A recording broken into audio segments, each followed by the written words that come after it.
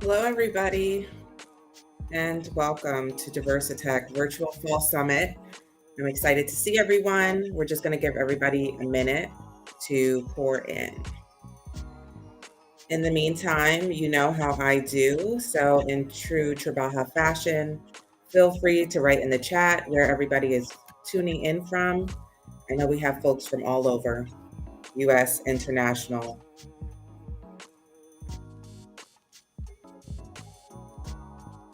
We have an amazing full lineup for you. For the Diversitech Virtual Fall Summit. Hey, hi Carolina.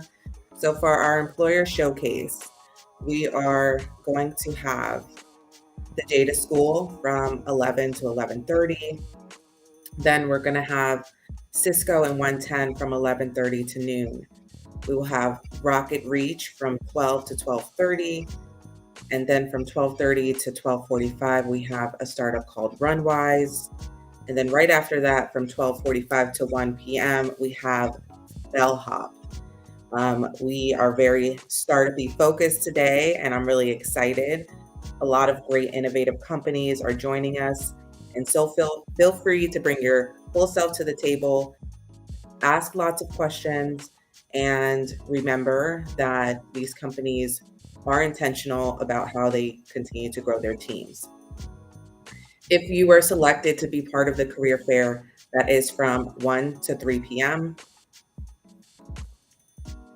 And for those of you who did not have a chance to get selected, please make sure to join the Trabaja Slack channel where we add all of that information ahead of time. So we give lots of access to the folks in our community in our Slack channel.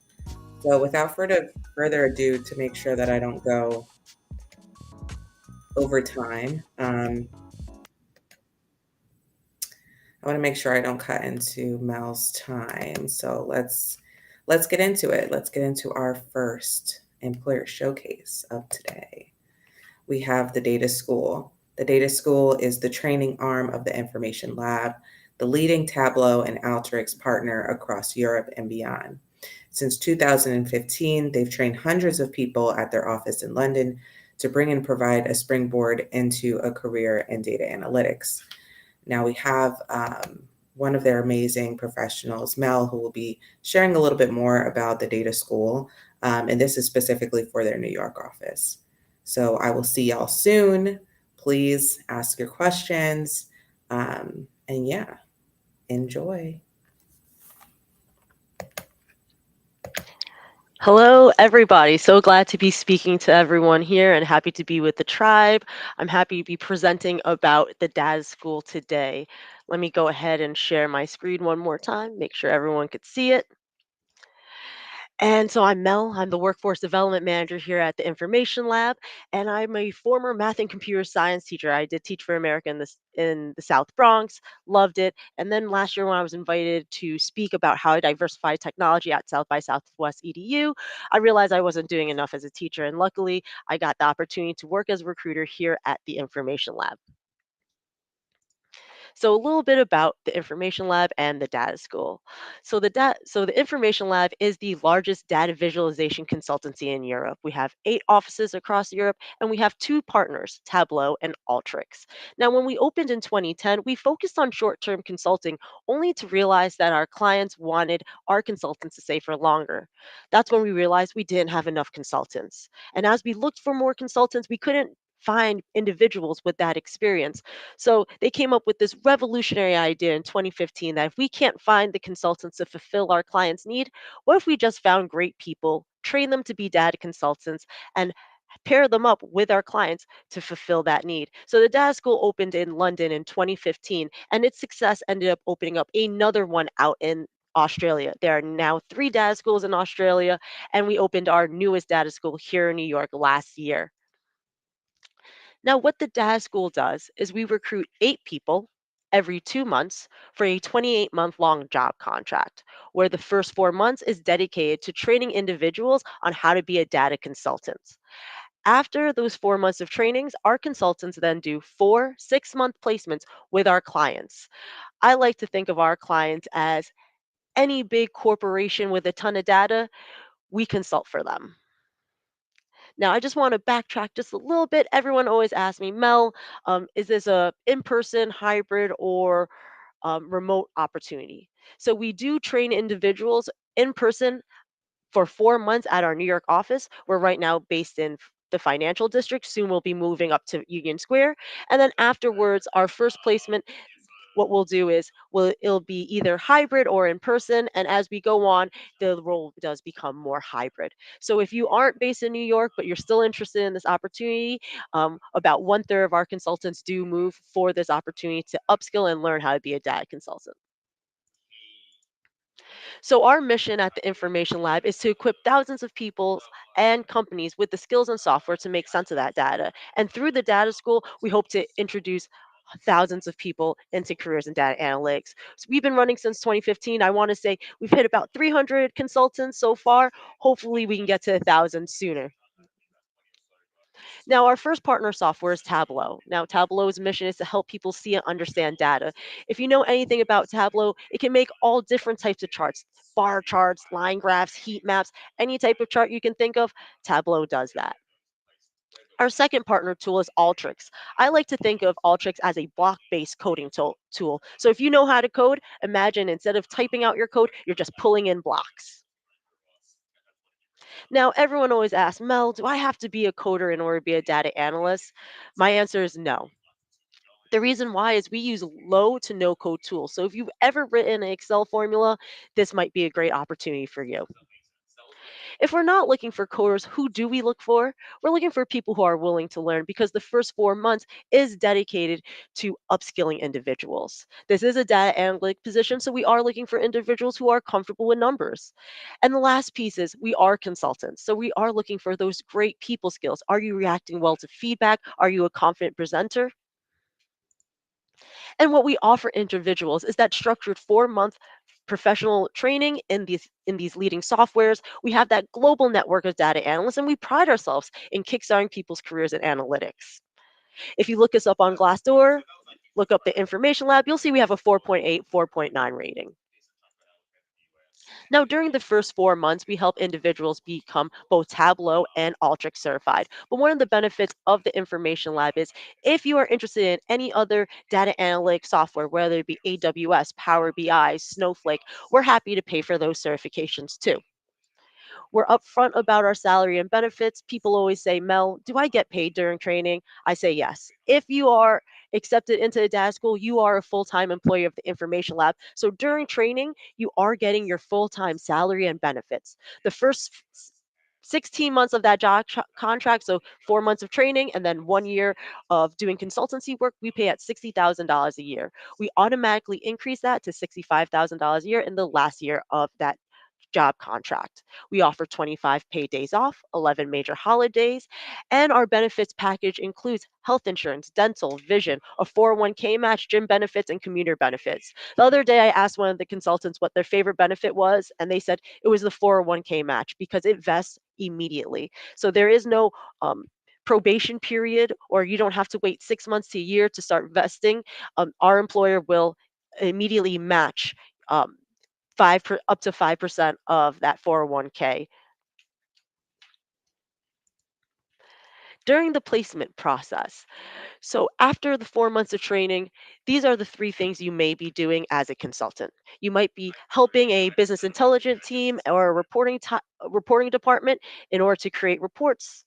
You might be building a small project, maybe building out dashboards for a organization, or you can be helping an organization bring on Tableau or Alteryx into their team. What we don't do though is run our own BI team or big projects. We are consultants and we are supporting our clients in the needs they have. We're not running their entire data. And the big question is, how do I become a data school consultant? Now, minimum requirements to apply. We look for individuals who are 18 years or older. It is a 40-hour-week job. Someone who does hold at least a high school diploma or equivalent, and someone who's authorized to work in the United States. At this moment, we are not sponsoring visas or considering OPT candidates. So the application and the interview process. I like to think of this as in three stages. The first stage, um, we really do value people's skill sets as opposed to their resumes or what kind of degree they have. This job opportunity is open to anyone who is interested in data. We ask individuals, rather than submitting a resume, we ask them to submit a Tableau dashboard. So find data you're really passionate about, create a dashboard, and submit it as part of your online application. Resumes are optional. It's a good way to get to know you, but it's not a deterring factor of what will move you to stage two. Now, in stage two, if we really like that dashboard, we'll invite you for a video interview. First 5 minutes, we'll ask you to present the dashboard you made, and then we'll do about 25 minutes of behavioral and consultancy questions. In stage three, if we pass stage two and move on to stage three, what we'll do is we will give everyone the same data set and the same amount of time to visualize that data set. Individuals will then move on to interview with a panel of four. First 5 minutes, present the new dashboard that you made, and then again, 25 minutes of behavioral and consultancy questions. We don't make it a secret of who gets into the data school. We post all our successful applications onto our website. You can really look at any types of data. For example, one person requested their personal data from Netflix. Another person wanted to go and look at COVID death rates in Mexico. It could be on really fun, lighthearted topics or something more serious if you have some academic research that you've studied. When we look at these dashboards, we are looking for three things: visual best practices, analysis, and how you respond to feedback. So, if you submit early, what we'll do is we will give you feedback so you can improve, and we hope that you implement those changes. Now, for analysis, we're really looking not just for the overview of that data narrative, but we're really looking for why that data may have come to be or how that data may come to be and what's the implications of the insights that you pulled.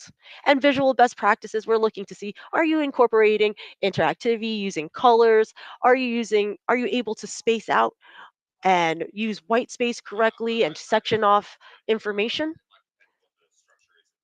And some big tips for you guys who are planning to apply: really create sections to tell that data story. Don't use fake data, use data that you're really interested in, and check out that website, Successful Applications. Now, these are just a couple of tips on how to apply. Join Tableau Public. Tableau Public is a free software. Get inspired, look at the successful applications of individuals who have already gotten into the data school, and then find a data set you like, whether you find it on Kaggle, Makeover Monday, or Open City data from New York City. You can find data anywhere, and we'll be interested to looking at what your insights are. Now, we are constantly recruiting. Again, we are recruiting 8 data analysts every 2 months. There is no degree requirement. We're looking for those skills. So, our next cohort is going to begin December 4th. Deadline to apply is October 12th. If you want feedback on your application, please submit by October 2nd. Our next cohort, and we've already posted this, is our after 7th cohort, the 8th cohort. It will begin in February. The deadline to apply is in December. Here's a full recruitment timeline, and that's my entire pitch. Happy to take questions.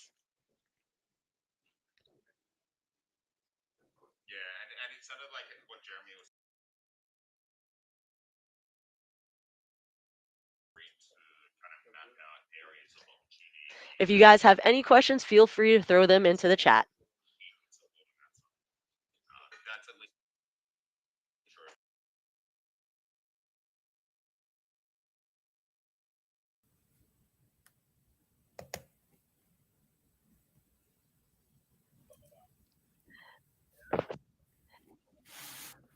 Hi, Mel. So, my apologies. I know I kept popping up there, but that was not intentional. I see it usually takes a little bit of time for these questions to start popping up. But overall, I think the data school is really amazing. Like, I love what you all are doing. Alexis wants to know, are there any bonuses or commissions? So commissions are reserved for our sales team. This is for a data analytic position. There's no commissions. I do see another question saying, how do we submit a dashboard? You can go to our website, www.thedataschool.com, and you can slash apply and you can apply there. Is there any Yes. way I can I'll review also slides? go ahead. I see another question says, is there any way I can review these slides? Shannon, how can I send you these slides and how can we connect with the tribe? Yeah, absolutely. I'm happy to send slides via our Slack channel. So if you're a part of Trabaja, I'll just make sure to, add the slides into our Slack community. If you're not part of Trabaja, you can go to trabaja.co. You can sign up. It's absolutely free. Someone asked, does this program help with housing if you don't live, I guess, in New York? So we do help in the sense of guiding them and maybe pointing out some neighborhoods, but at this moment, we do not have any financial incentive or assistance when it comes to relocation. Hmm. Is there a way I can review this slide again? Yes. So I answered that one. Have you recruited candidates with no data analytics knowledge? Yes, we have. People come from all different types of backgrounds. So, for example, I can think of the Netflix dashboard that I showed you guys. That was actually from someone who graduated at NYU and had a theater degree.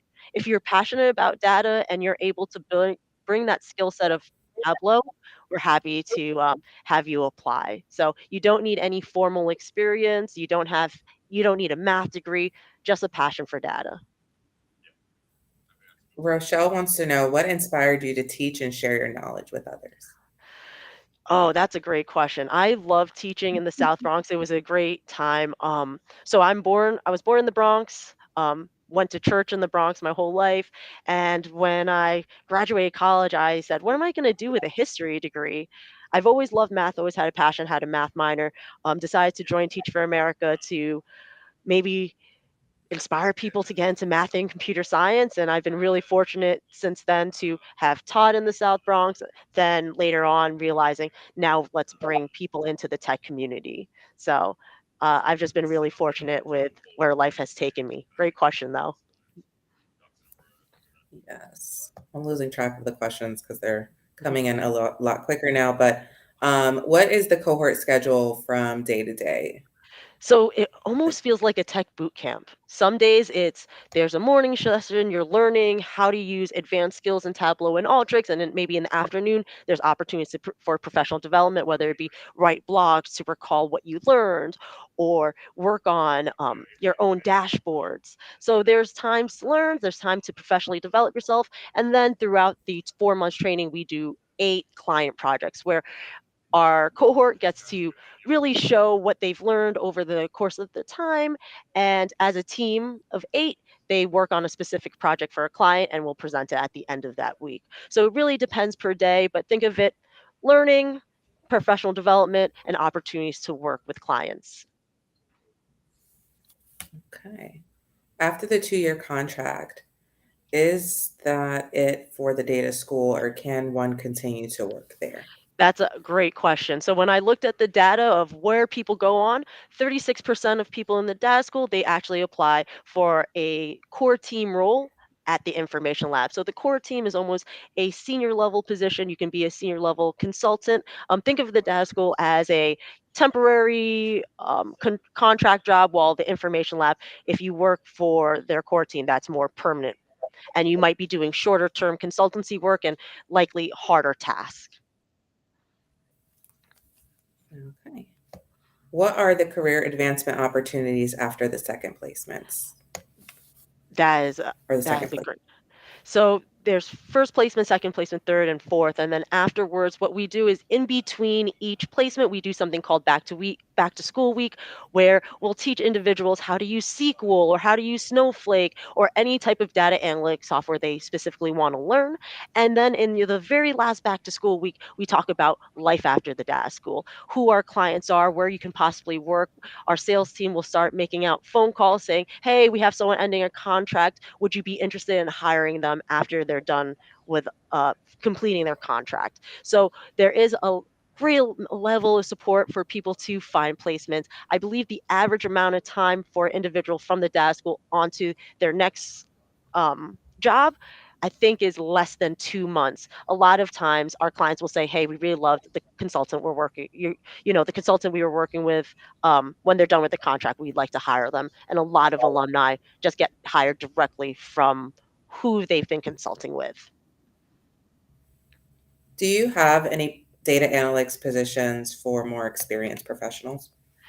Not at this moment, but I can check in with the head of recruitment. So I will definitely look into that. And whatever I find out, I'm going to share with Shannon.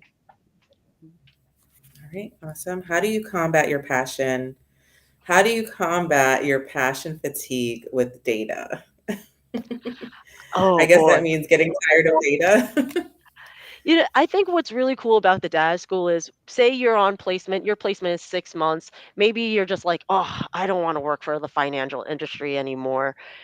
What's great about those 4 placements is you can look at different industries. We have clients across all different industries. So if you get tired of the financial industry or maybe the media industry and you want to try healthcare or something different, that's an option here at the data school. So I think because we're consultants, we can work on different projects, and we also have a our pro bono arm called Till Plus. Till Plus, we do free projects for non for profit and government partners, and you'll get to see really cool data that you might be helping people with. Okay. One question asked, are all on site? But I believe it is, but I'll let you answer that question. So Is the whole cohort on site? So during training, that is 100% on site. There are caveats. We know, COVID's still a thing. For example, if someone's sick, yes, you can learn remotely, but for the most part, training is 100% on site in our offices. Once we go into the first placement, in order to really support our consultants as they move into client work, we ask they come to our offices 3 times a week to give that level of support. And then after the first placement, placement 2, 3, and 4, it does become client dependent. When I say client dependent, if, for example, we're consulting for someone who is not in New York City, they might be able to consult with them remotely. But we also have clients here in New York. If our client asks for our consultant to go into office once or twice a week, we would ask our consultant, hey, that's the expectation from our client. And regarding that, I know people asked about relocation to New York. After they're in placement, um, we would ask that they stay New York based. We wouldn't ask, even if our client's out in California, Pennsylvania, or even the DMV area, we're not moving our consultants. If our clients are in different locations from New York, we do consult remotely. And I think I have one last question. Can you talk more about what it looks like to demonstrate a passion for data if you don't have a background dealing with it? A passion for data, we can see it in your visualization. I don't know if I'm still sharing my screen, but I'm happy to pull up that Netflix data set, or the Netflix dashboard. So this was a person from cohort 4. Her name is Tabitha Diaz. I think she's now a LinkedIn influencer, so feel free to look her up. You can find all our successful applications on our website. Go here to apply, hit successful applications, and you can scroll and find all successful applications. So her initial data set, she requested her personal data from Netflix and decided she was going to visualize that. And you can tell that she's interested in this data set. She starts out by telling us that 85% of households, they are using some type of streaming services, and then she goes into her personal data that she has 4 profiles, that they've watched almost 3,000 hours worth of Netflix. And then as she's going on, she's making this personal. She zooms in on profile 1, saying, hey, profile 1 is watching the most Netflix, and clearly we watch Netflix on Sundays and Saturdays, so weekends are the best time. And you can tell she's leading her dashboard with questions. When am I watching the most? What days of the week? What shows am I watching? And then looking at the time spent, the profiles, really asking those questions. I know we also have hired a professional gamer. He requested his personal data set from a game called Slay the Spire. I don't know if anyone's heard of it. He was also the number 2 ranked gamer in a game called Hearthstone. So he's traveled the world gaming, and he decided, hey, this is a video game I really like. Let me analyze the data. Let me show you guys how to win. Now, do I know much about Slay the Spire? No. But you can tell that he's passionate about helping people win at this game. So passion comes in all different forms, and when you're making a dashboard, it's easy to see who's really interested in these data sets.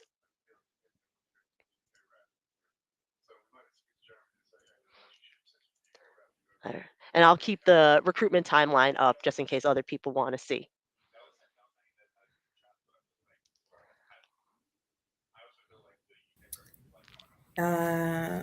Someone asked, how long is each placement?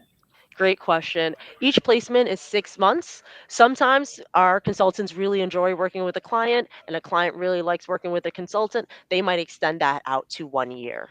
So typically, what happen is they'll get a 6 month placement for placement one, 6 month placement for placement two, and placement three. If the placement three really works out well, they might say, "Hey, extend this out to a year," and then that'll help pathway them into a full time job after the contract's over. Okay, Minority Self can make a gaming data set. Nice. And Monica says that's really cool. So I'm excited that everyone is excited about the data school. I am quickly adding a link to where you can apply, and it automatically links you to the Trabaja network. So make sure you apply with that link. Someone saying it's gaming for a living, new career unlocked. Yes, Yeah, absolutely. And go ahead. oh, I was gonna say, if you forget to use the Trabaja link, just make sure when we ask, how'd you hear about us, point out Trabaja. So if you ever see an application from the data school, whether it be on LinkedIn, on our website, make sure you give Trabaja a shout out, because Shannon has organized this incredible event. So thank you so much, Shannon, for everything. Absolutely. Mel, before you head out, make sure just to pop your LinkedIn in the messages if folks want to reach out to you. Mel is also, a part of Trabaja and in the Slack community if you want to reach out to Mel. And also the slides will be in the Trabaja Slack community as well. So thank you so much, Mel. Really appreciate you joining us today. Thank you. Um,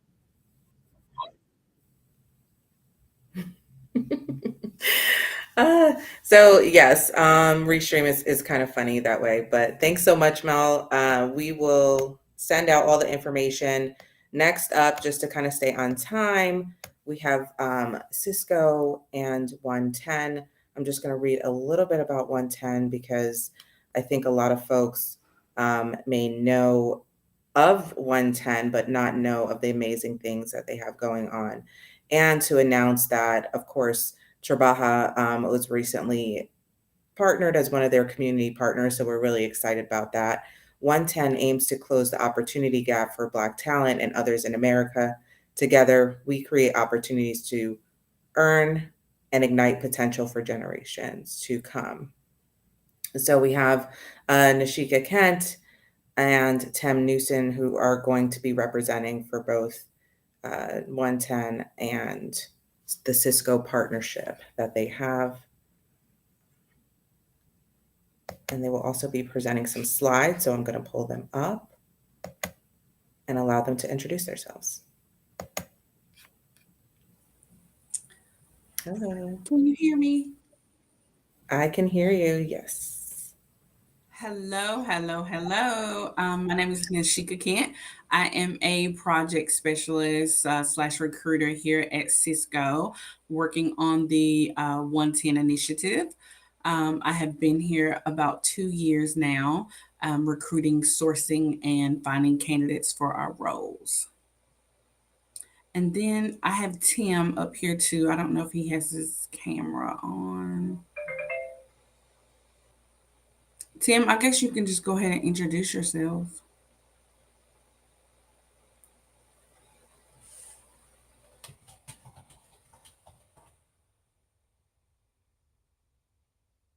Now?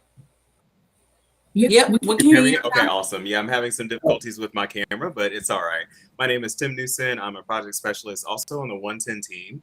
And I'm an onboarding manager for all new hires coming through the 110 program here at Cisco. So thank you for inviting me, and I'm happy to join today. I'll pull up the presentation for you, Nishika. Thank you so much.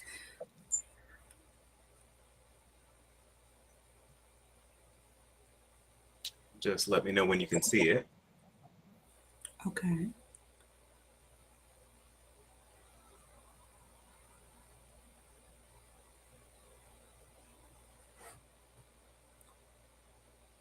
Mm,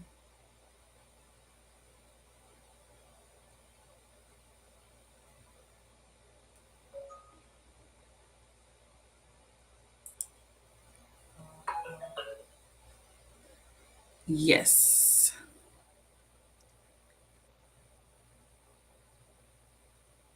All right. So as we take a look at the 110 program and we look at the power of 110, it expands the pipeline and also hiring with purpose and driving diverse talent growth. And one thing about the 110 program that I really love is that we take a skills first approach to connecting all the talent, African American talent, with positions within Cisco. We have a brief video by Ken Frazier, who's the CEO of Merck.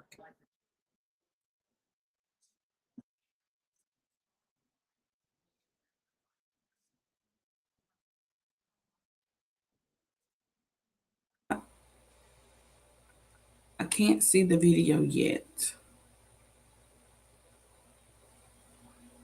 Let's see.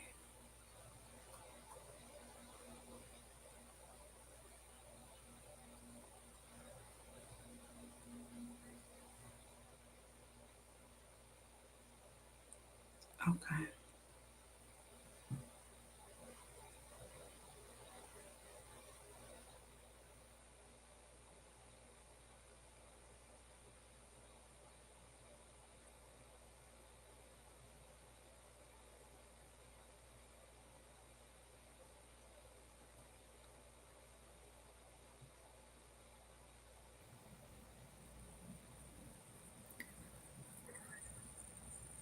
Hi. So I think I'm happy to step in and see if maybe we can just have a little bit more of a conversation around 110 and what you all do. It seems like we're not able to see your slides right now unless you just like go into presentation mode on that screen. So sorry, we are having technical difficulties. It wouldn't be a tech conference if we didn't have technical difficulties. So it is completely okay. I think folks really just want to learn from you all and kind of understand a little bit more about the 110 program and how Cisco partners with you all. Tim, are you still on? Yes, I'm still here. Okay, so I'm going to keep you up even though we can't see you in terms of video, but we can hear your voice. And I will let you two take it from there. Do you want to start, Tim? I'll follow your lead. Go ahead. Okay. All right. So a lot of people want to know what 110 is. I think, Shannon gave you a quick rundown. But 110 was started after the murder of George Floyd. We had some executives who got together and decided that they wanted to put together an initiative to assist African Americans who do not have 4-year degrees, who have career experience. The goal is to fill the economical gap because sometimes what tends to happen is we don't people who do not have 4-year degrees, they tend to be paid less than people who have 4-year degrees. Most of the time they do have that experience, they just don't have that piece of paper. So we partnered with 110 back in 2021. And what we do is we do a skills approach when it comes to our candidates. We look at their transferable skills. We look at their experience. We look at all of the skills that they have learned throughout the years of their career, and we match them with positions that we have. We look at it about 60% skill set. So let's say if I have a role and you want to apply for that role, when I interview you and I look at your resume, I say, does this person have at least 60% of what this hiring manager is asking for this particular role? If you do have that, we'll submit you for that role for that manager to review and decide if they want to interview you. And so, how we do it here at Cisco, we have three cohorts every year. We have a cohort that starts in March, we have a cohort that starts in July, and we have a cohort that starts in October. We just finished wrapping up our October cohort, all of the interviewing right now. Interviewing with the recruiters, and now candidates are able to interview with the managers, the ones that have been selected to go forward and interview. Once that is complete, managers will, decide who they want for those roles, and then we'll start interviewing and screening for our next cohort.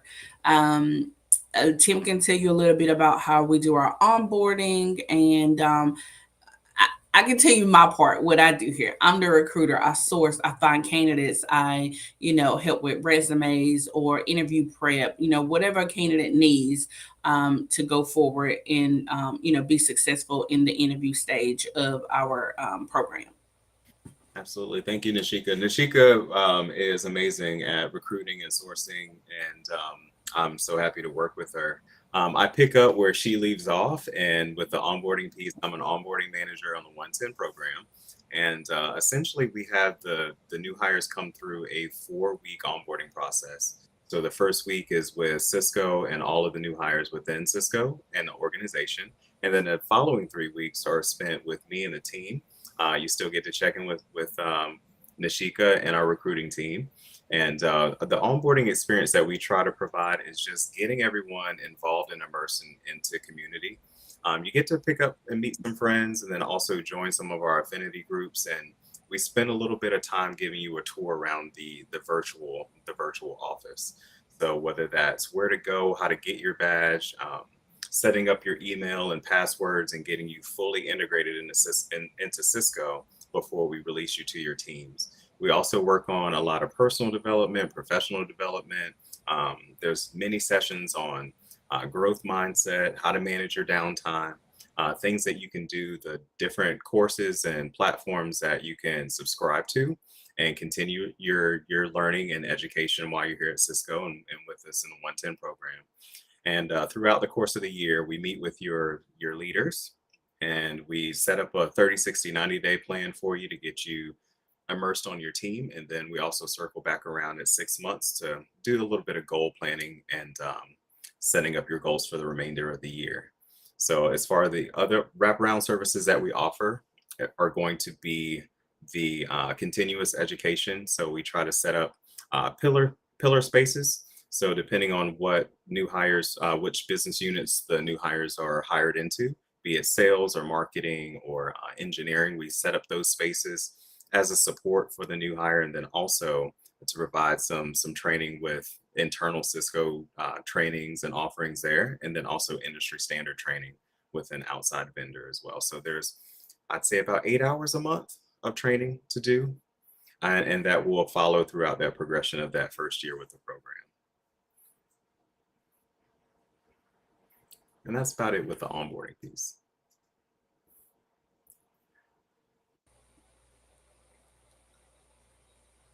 All right. I guess we can go into questions. I see questions popping up. I applied for the 110 Cisco data analyst role. When should we expect to hear back regarding applications? So, Alex, candidates for those roles have already been chosen by the manager to move to the next stage. I will definitely reach out to you independently so we can have a chat.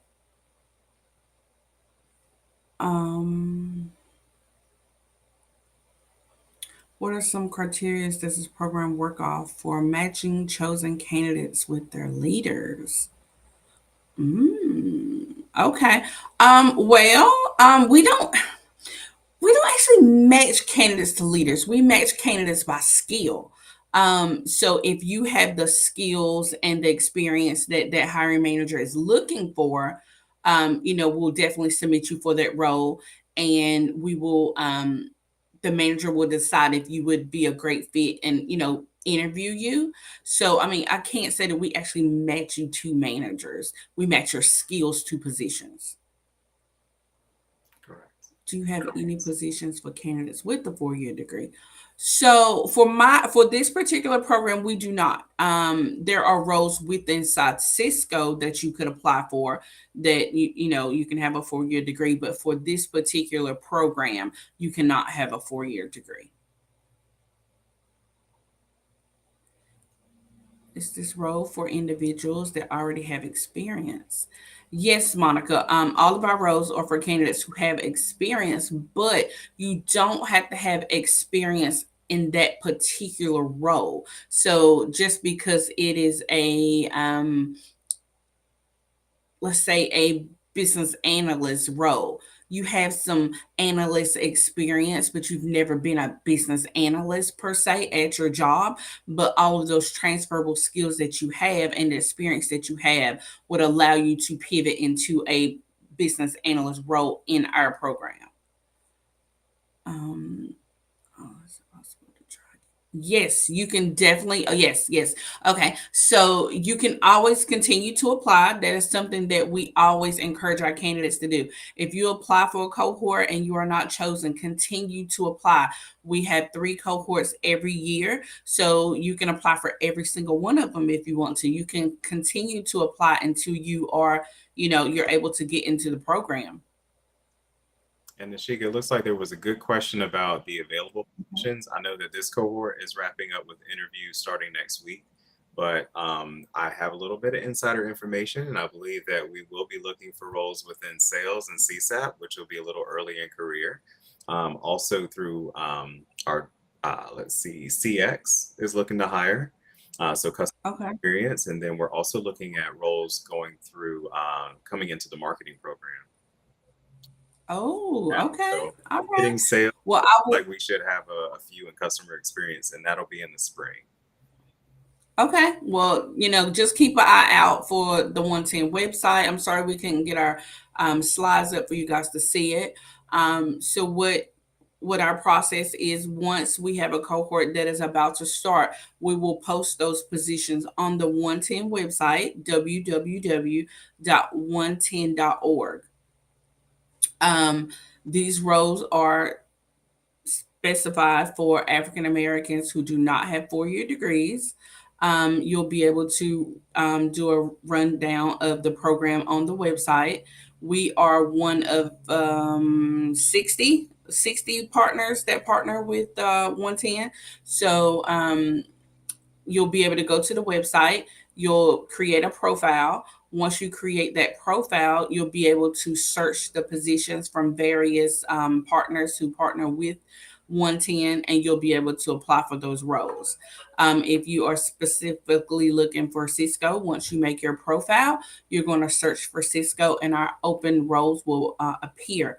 Right now, I have taken those roles down because we are completing the necessary things for cohort 7 to start.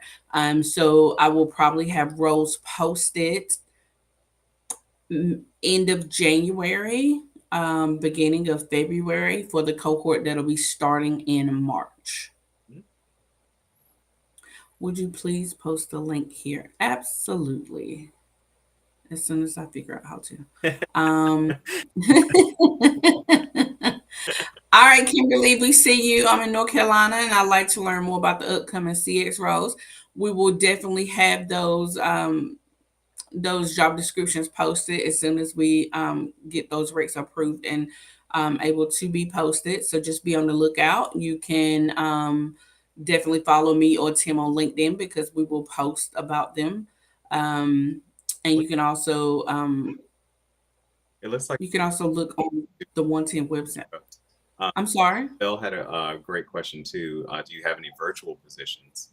And I know within our organization, we have most of our positions are virtual, and then a few are hybrid as well. So if you like going into the office, some teams require office attendance maybe once or twice a week, or maybe once or twice a month. So we have virtual and hybrid. Yes, yes. How should we prepare for an interview? What can we expect? All right, Shantika. I would definitely say make sure you do your research on the company. Make sure you do your research on the role. You can definitely always reach out to the recruiters. It is me and Ty Smith. You can reach out to us and ask us any questions that you want to about the particular role, about the manager, about the duties. We'll definitely, give you as much insight as we can. Um, but just make sure you're prepared that when it comes to asking, it's usually behavioral questions, nothing too hard. I'm going to ask you about past experiences, things like that. We also offer a great tool here, Smart, where we have um, professionals help you with interview training, any type of help that you might need. So we actually send candidates to that before they are actually interviewed by the hiring manager. So the upcoming marketing roles for Just 110 program.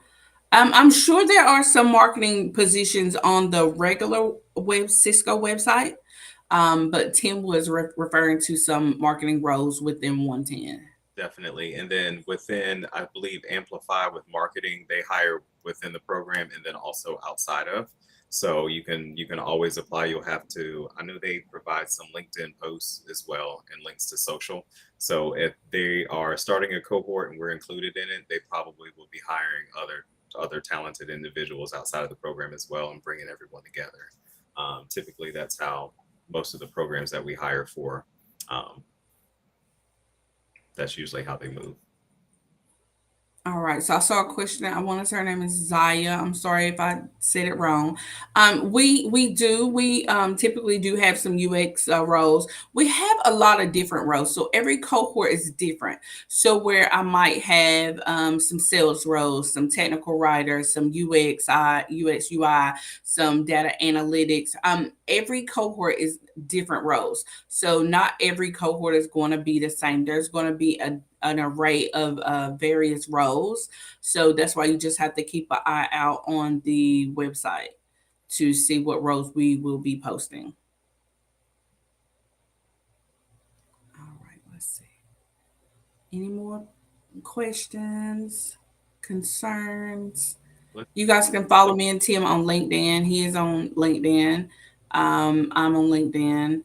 Um, we try our best to keep everyone updated on all of our upcoming events that we might have. We have a lot of, we go out a lot. So you might catch us in Atlanta. You might catch us, we're going to be in Texas. So, you guys are able to come to events, meet us, talk to us, but we try our best to update our LinkedIn profile so you guys can see when we're starting new cohorts, where to apply, how to apply.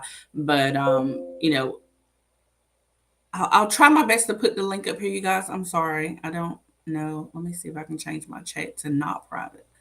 No. Shannon, is it possible for you to put the 110 link on in the chat so everybody can see it and they can stop by the website?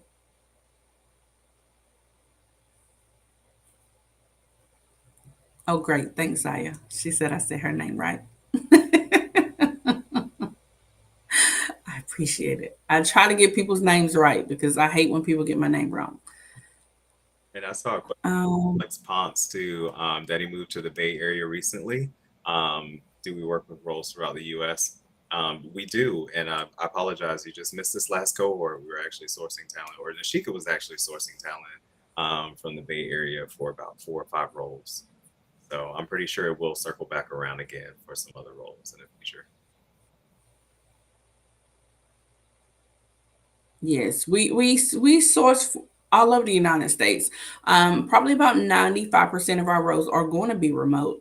Every now and then there's a hybrid role where the a manager wants the candidate to come into the office maybe once or twice a week. So we have some hybrid roles, but most of our roles are remote positions.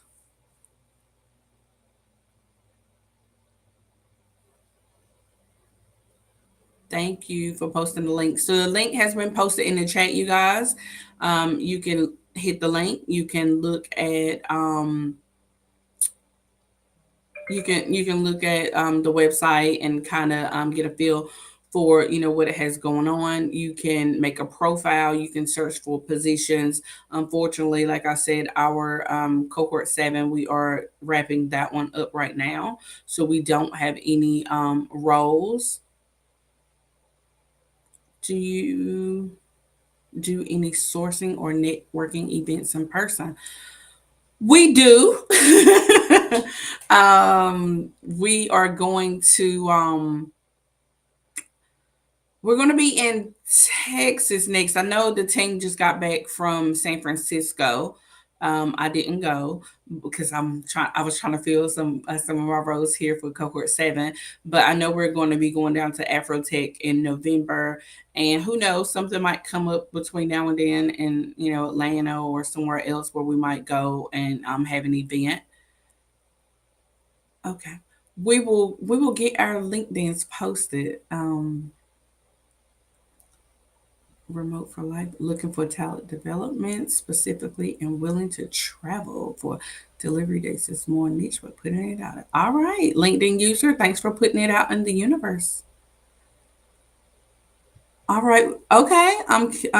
How convenient. I'm in Texas. Okay, we'll be down in Austin, Texas. What is the dates, Tim? November 1st through the 5th 5th. for Afrotech. 1st through the 5th, we will be at Afrotech. So if you have already bought a ticket, I'm sure, I think we're going to have a space this year as well. Yep. So you can stop by and come see us.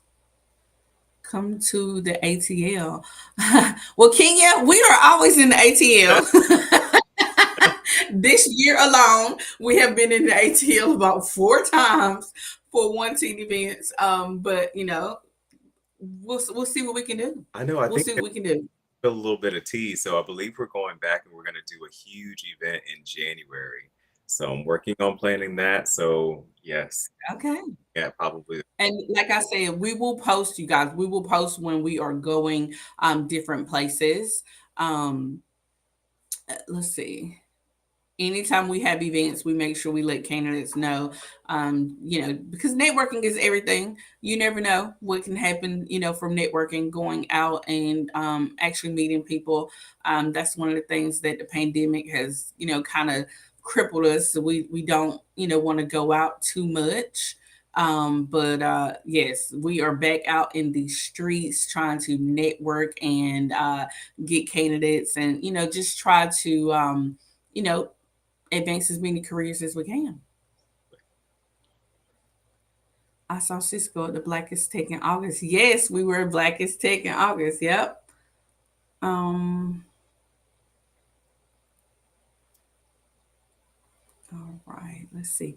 So, do we have any more questions, you guys? I'm going to make sure that Shannon puts up our LinkedIn links so you guys can follow us and ask any questions that you may have outside of here. But once again, if you guys are interested in the program, feel free to make your profile.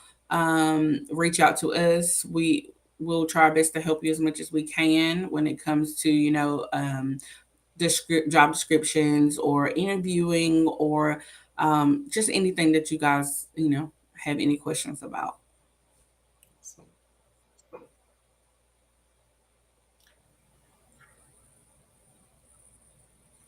All right, awesome. Now I heard y'all talking about events, and Trabaja does events, so don't You forget do about events. us. Well, anytime you want us to come to an event, you let us know, and we will make it our business to be there. I love that. Thank you so much. And I think what you all are doing is amazing. And as you can see, our Trabaja tribe are super engaged and really receptive to all that you all offer. And so anything that we can do to continue to help amplify your next cohort, your upcoming roles, please let me know. And I will make sure that we share them out in our Slack community. We're over 13,000 nationwide. And so let's collaborate, let's partner. I'm here for it. See lots of LinkedIn's. And of course, I will either pop your LinkedIn in the chat, or you also can do it once I head on out, or let y'all head on out. Is there any final words that you have for for the network for the Trabaja Tribe before you all go? Just thank you so much for attending. Thank you for asking questions and being engaging. If we can, help in any way, feel free to reach out to us. We don't have a problem with sitting on a conference and talking with you, helping you with some resume tips or whatever we can help with. We're here to help. Absolutely. I agree with Love it. That's a lot of what Thank we you. like to do and what we enjoy doing. So if you have questions, if it's just to look over a resume, then we're happy to help with that. Whether you have your degree or not, it's always good to grow your network and have people in your corner that can help you out. And I just posted my link, and I'm about to post Tim's right now for you guys. Y'all gonna be popular, LinkedIn famous. Well, So, I I mean, that's not a appreciate bad thing. y'all. It is not. It is absolutely not. I appreciate you. I will see y'all later and looking forward to potentially partnering with y'all on some events coming up and all the good things. We will have y'all come out to Diversitech. Diversitech is in person next year. Well, it's in person this year too, if y'all were able to make it, and it'll also be in person next year as well. And so we are always constantly thinking about how can we expand our reach? How can we partner with amazing folks to make sure that you all have access to great opportunities as they come up? And then, of course, just bringing visibility to really intentional brands. So even as they, may not be hiring, but are hiring eventually or hiring in the future, it's great for you to know about who these companies are, what they're about, what they do, and learning a little bit more about their company culture. So next up, I have Rocket Reach. They provide high quality contact data to over 17.6 million users globally, including some of the largest companies in the world, such as Apple, Google, Amazon, Adobe, and Morgan Stanley, who trust Rocket Reach to power their sales, recruitment, and marketing teams.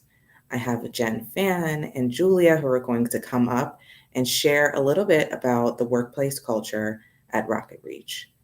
So without further ado, I'm going to pull them up on stage. I see Julia's here and I see Jen's here. If you all can give me just a thumbs up in the backstage to let me know you're good to go. Okay, awesome.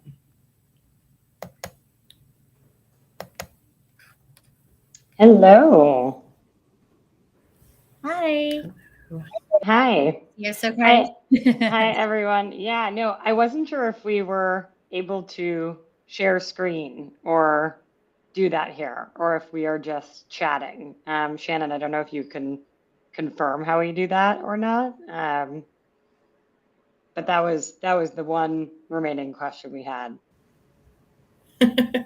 Yeah, absolutely. Whichever one you want, you're more than welcome to be conversational for the 30 minutes, or you're absolutely able to pull up slides for 15 minutes and then be conversational for the other 15. We're very free flowing here. So whatever moves you, you're able to do here. So it's completely up to you. So if you want to share slides, you share them. I will pull them up and then you can present. Can you see and then this? I'll pull them off on your. Let me see. Yep, I see it. I'll grab it for you. Awesome. Cool. Awesome. Well, we'll move through this here. We're really happy to be here. We more recently joined the Trabaja community, and it's been awesome just in a couple months. Kind of just seeing how much engagement and how much passion is in behind Trabaja, but also just within this community of people, and we're really excited for it. So I'm Julia. I run people and recruiting here at Rocket Reach, and a lot of other kind of operations related stuff. Have been here since we really started. And Jen, you can kind of intro yourself as well. Awesome. Hi, everyone. My name is Jen. I'm a technical recruiter here at Rocket Reach, and I've been here for nearly 2 years. It's been a super fun ride and really excited to just talk to you guys about some interview tips and job tips and some fun stuff at the end. Awesome. Awesome.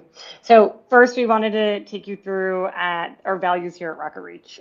What's really interesting is we were actually a pretty decent sized company before we had formal values, which I know is not that common. Usually it's kind of the thing that a company starts with. And even though we really hired with a ton of intention and kind of culture in mind, we didn't have them until we kind of had a good chunk of people. So Jen is going to kind of take you through the start of this. Yeah, so we actually had such an amazing retreat out in Austin, Texas, where we had the opportunity to just sit down and think about our values as a company. And these were the four that we came up with, and it actually resonates really well with us and something that we really live by day to day. And I'm going to go through the first two. Down to earth is definitely my favorite.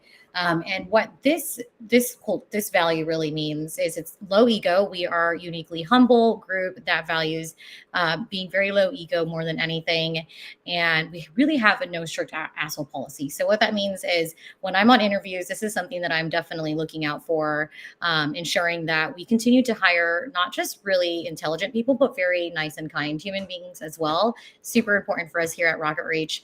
And then the second one, which happens to be my second favorite, is one rocket, one crew.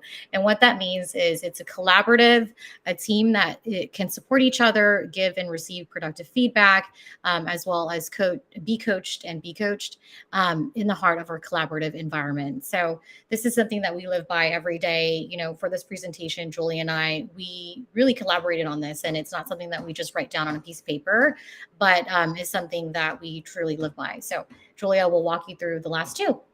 Yeah. So fueled by data, this one, data is at the core of our product as well. And so this is really something we live by, but all of our decisions here are really kind of rooted in data, and it's the currency in which kind of we really drive the business forward. So it's the North Star, not just for our product, but really a lot of our organization internally. And I think at this point in the business world too, success of business is really rooted in kind of having the right data to make those decisions. And so this is a big one for us. And then Houston, we have a solution. This was actually exact wording was made up by one of our employees here. Branding, you know, we are space rocket kind of branding in general. And so this is a great one. But we're really, really solutions oriented. We're expert problem solvers. Figuring out the right way to solve things here and who we need to get together to do that is really what we strive for. As a startup too, we really rely on our team to feel comfortable and safe kind of coming forward and figuring out what the right kind of solutions are for our problems. And so it's at the root of kind of how each of us operates here. And Jen mentioned at the beginning, it was really cool exercise to have our team really actually come up with our values. We had everybody sit down, write down what they felt already really lived within our culture here. And it was crazy to see how easy it was to come up with these and the themes that everyone kind of mentioned. And so we were really excited to create these. So the next thing we wanted to chat about was really super quickly, just Rocket Reach. You know, we are, as Shannon mentioned, a tool that really sales recruiting and marketing uses to connect with the right people, find the right contact information and connect with them. And we really have a ton of data. It's one of the reasons that we kind of stand out in the space. The quality of our data and the amount of it is massive. We also have over 18 million registered users using Rocket Reach regularly, and that about 300,000 new signups take place every month. So there's really just a huge amount of activity that takes place on Rocket Reach, and we're used heavily in the US and really worldwide in countries all around the world. So we thought it might be a cool thing to take you all through just a little bit of what's going on in the recruiting space and some job search stuff, especially since a lot of you are probably interested or looking for new jobs. And not just because what we do is rooted in recruiting here, but also one of the biggest verticals that uses Rocket Reach as a product is recruiting. And so we're really kind of connected and have a pulse on the recruiting space. And wanted to take you through the market right now. I know a lot of layoffs and a lot of kind of negative noise is something that people are feeling and hearing. So that does exist in parts of the market, but really a lot of the hiring market is also super healthy right now. September surge is this kind of concept about why September really is marking a start of a hiring increase. Not just because recruiters and hiring managers are returning from summer trips, kids go back to school, and parents and hiring managers have more time to focus on hiring. Also, hiring kind of end of the year before the holidays, setting up the year really right is a big thing that a lot of businesses do as well. And so we're seeing a surge there, but also just a couple stats that are kind of exciting to share in terms of where the hiring space is right now. Almost 190,000 jobs have been added in August to the market, and almost half of HR leaders are reporting that hiring is a top priority for the end of 2023. 77% of workers say they'll accept a job without visiting a physical office. People are clearly really ready to and willing to kind of jump into new work and feel flexible about what that looks like. And the busiest months, everyone should know, for hiring are January and June. Annually, that's typically what is pretty consistent. Despite that, we really see that kind of pick up and that increase in the last quarter of the year. And so we're really kind of stepping into that, which is great.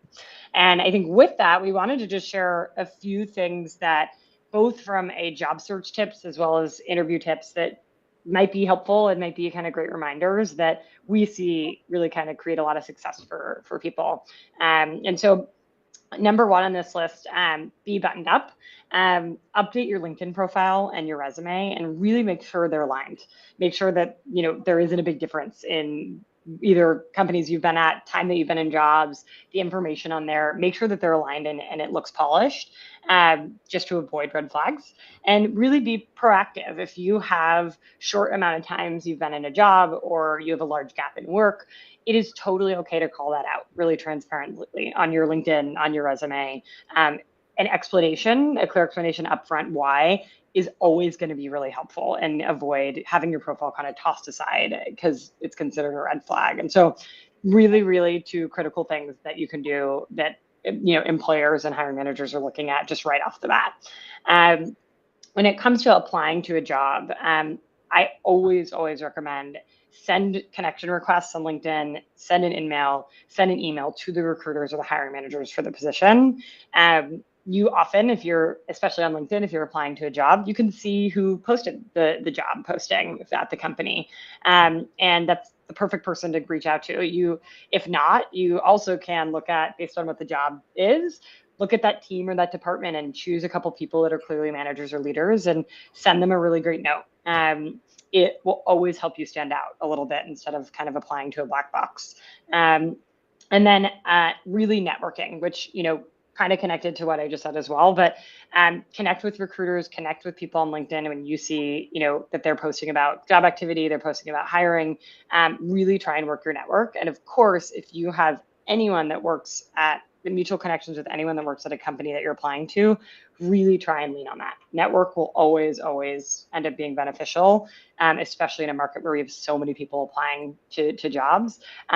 You always want to kind of try to find a way to stand out.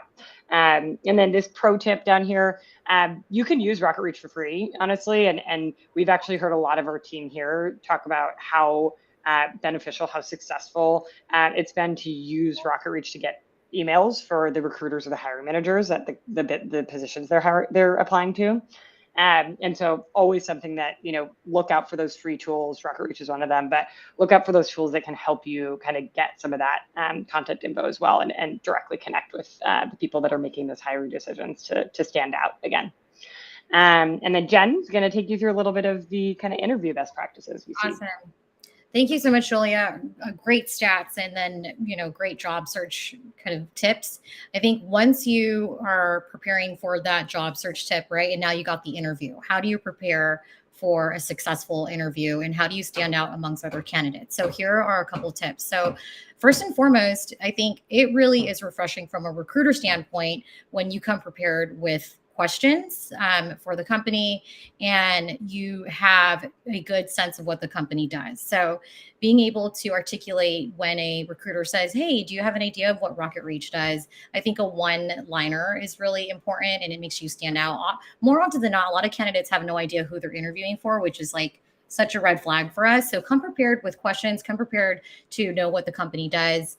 And it really does help to show kind of genuine interest within the company. And then secondly, something that I look for is the talk track, which is how are you storytelling? How are you walking me from point A to point B to point C company? When you have a nice, clear, and concise story, it helps me to take one really nice notes to send to the hiring manager. And it makes me feel engaged with you, and it makes me understand kind of your reasoning behind why you chose this company, et cetera, et cetera. So definitely coming with a clear, concise story is really important and something that I definitely look for in my recruiter screens. Secondly is being proactive. So more often than not, a lot of recruiters normally ask for resumes, but it's really nice when the candidate comes with the resume already. So just being proactive and having that in hand really makes you stand out. I am looking through resumes throughout the entire day. And so a couple pointers that I'd like to share with you is having a couple of the skills that align with the job description as the first couple bullet points on your resume. That way I can skim through it and I can easily move you forward to the next stage. So being able to have a really clear, concise resume is really important as well. And then lastly is showing gratitude. So sending a short thank you note to myself, and if you make it to the hiring manager stage, sending a thank you note to the hiring manager, a nice short note really makes you stand out as well. I know it's something that used to be done all the time and people kind of strayed away from it. But for me, I feel like it's still a really nice gesture to do. It makes you stand out, and definitely want to add to that is making sure that it's short. Sometimes, more often than not, people send me a very long no, and it sort of like deters me away from wanting to, kind of talk to them further. But sending a short 1 to 2, really effective no is very, very great. So yeah, thank you, Julia. I will hand it back to you. Awesome. And I just am seeing some of the comments on here. I'm so sorry if you couldn't see the screen, if people could not see the screen very well. I'm so sorry. No. I didn't realize it was so little for everyone. So apologies for that. And then thanks, Jen. I think these are great. I will emphasize this last tip here, which is the thank you note. There's a lot of school of thoughts on whether to really do these. I think they're great. They really show that you're interested. They should be a no-brainer if you have an interview that you send one.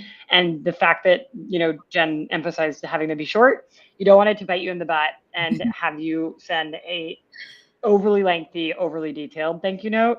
That can also be a turn off for a lot of employers. So make sure you keep them short, you keep them sweet. But they're a great way to really show that you actually are interested and motivated. So I think it's a great thing to do. And then we have this next piece, and we may or may not do it. I don't know if people can share. Shannon, I'm not sure if this is set up in a way where people are able to speak or share, but ultimately we wanted to do a little bit of a swag giveaway and just hear or have people share what some of their best practices have been when they've done their own job search or been kind of applying and interviewing for jobs. And if anyone had anything that has been really successful for them that we didn't mention, I thought maybe it'd be a great way to sort of have additional advice shared that could be helpful for everyone on here. So I'm not sure if we're able to do that or if people can speak on here. So that is the if you can type in the chat, if anyone is has something that's worked really well for them and wants to type in the chat what's been really helpful, I can read them out loud. If anyone wants to do that, we are giving kind of awesome Rocket Reach swag for anyone that does want to kind of get involved in and share something that's been really helpful for them. So I'll wait a minute and see if we get any shares.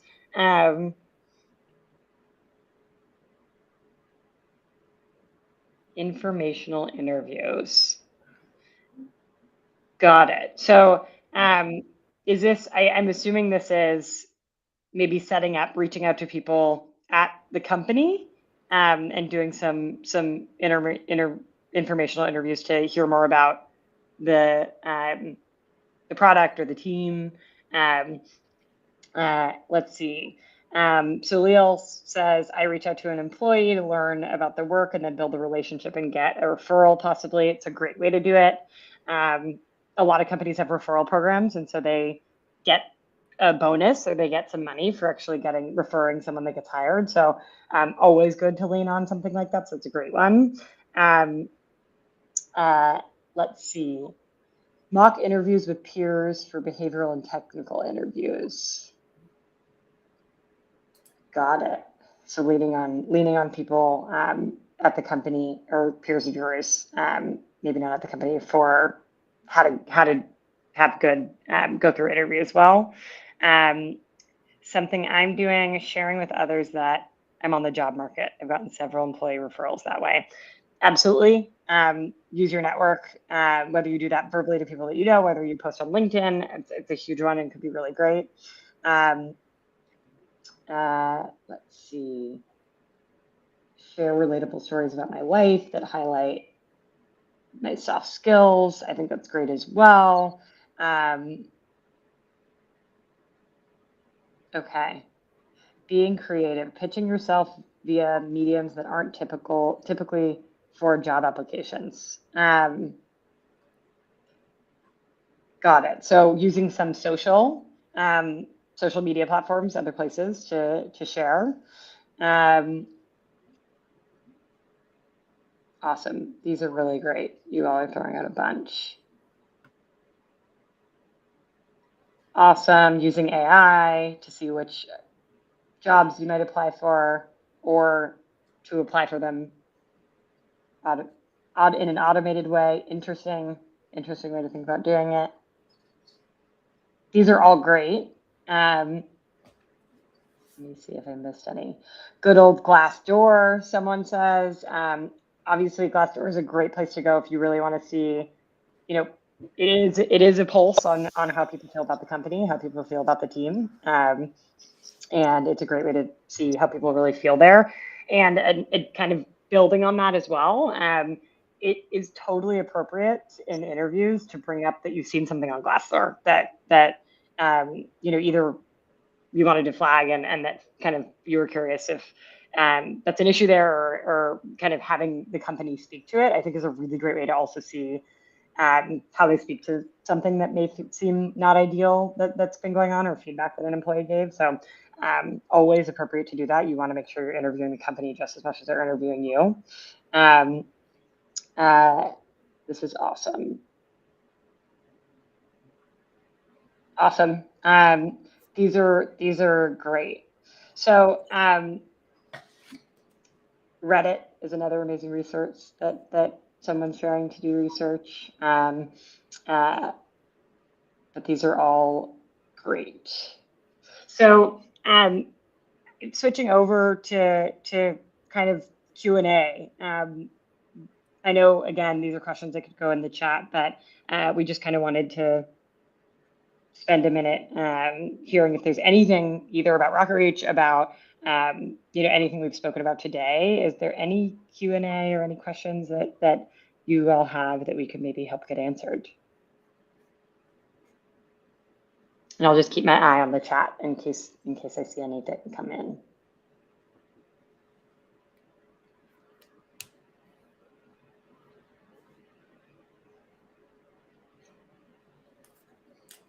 Another one I saw in here, some advice, ask for feedback. I think that's great. It's really, really great. You won't always get the best answers from the company, but it is really helpful if they do. It's always nice to get some candid feedback on how you did and what you could improve on. So 2 questions in here that I see popped up. What positions are you hiring for? So at this exact moment, we have a couple positions open within finance. We're going to have a couple coming up opening in engineering, and then we'll know more in Q4 what will open up as we kind of start what we're going to open up first starting January, for starting in the new year. So definitely please keep a look at our careers page and anything that we share with the Tervaha community, because we'll definitely share it there. How important is diversity to our company? It's super important. We have a pretty big emphasis on diversity and inclusion just baked into our hiring strategy and our recruiting strategy. We always make sure that we have a kind of good representation of many different types of backgrounds, even in kind of our top of funnel candidates that we originally reach out to when we start a search for a position here, as well as making sure that that kind of remains in the kind of pipeline of candidates that we're speaking to throughout the process. So it's baked into the recruiting process, but also here, it's really important. We have people from all different backgrounds, all different places here on the team. We have a 50-50 split in terms of female and male leadership, both at the leadership level and the management level. And we have awesome ERGs that kind of represent different communities within our team. So we really want to continue to enrich those communities and those groups and keep adding to those. So let me see. I see some other things. What do you enjoy most about working at Rocket Reach? Yeah, so I think for me, I enjoy the fact that I really, every day when I jump into work, I know I'm going to really enjoy every interaction that I have with the people on the team.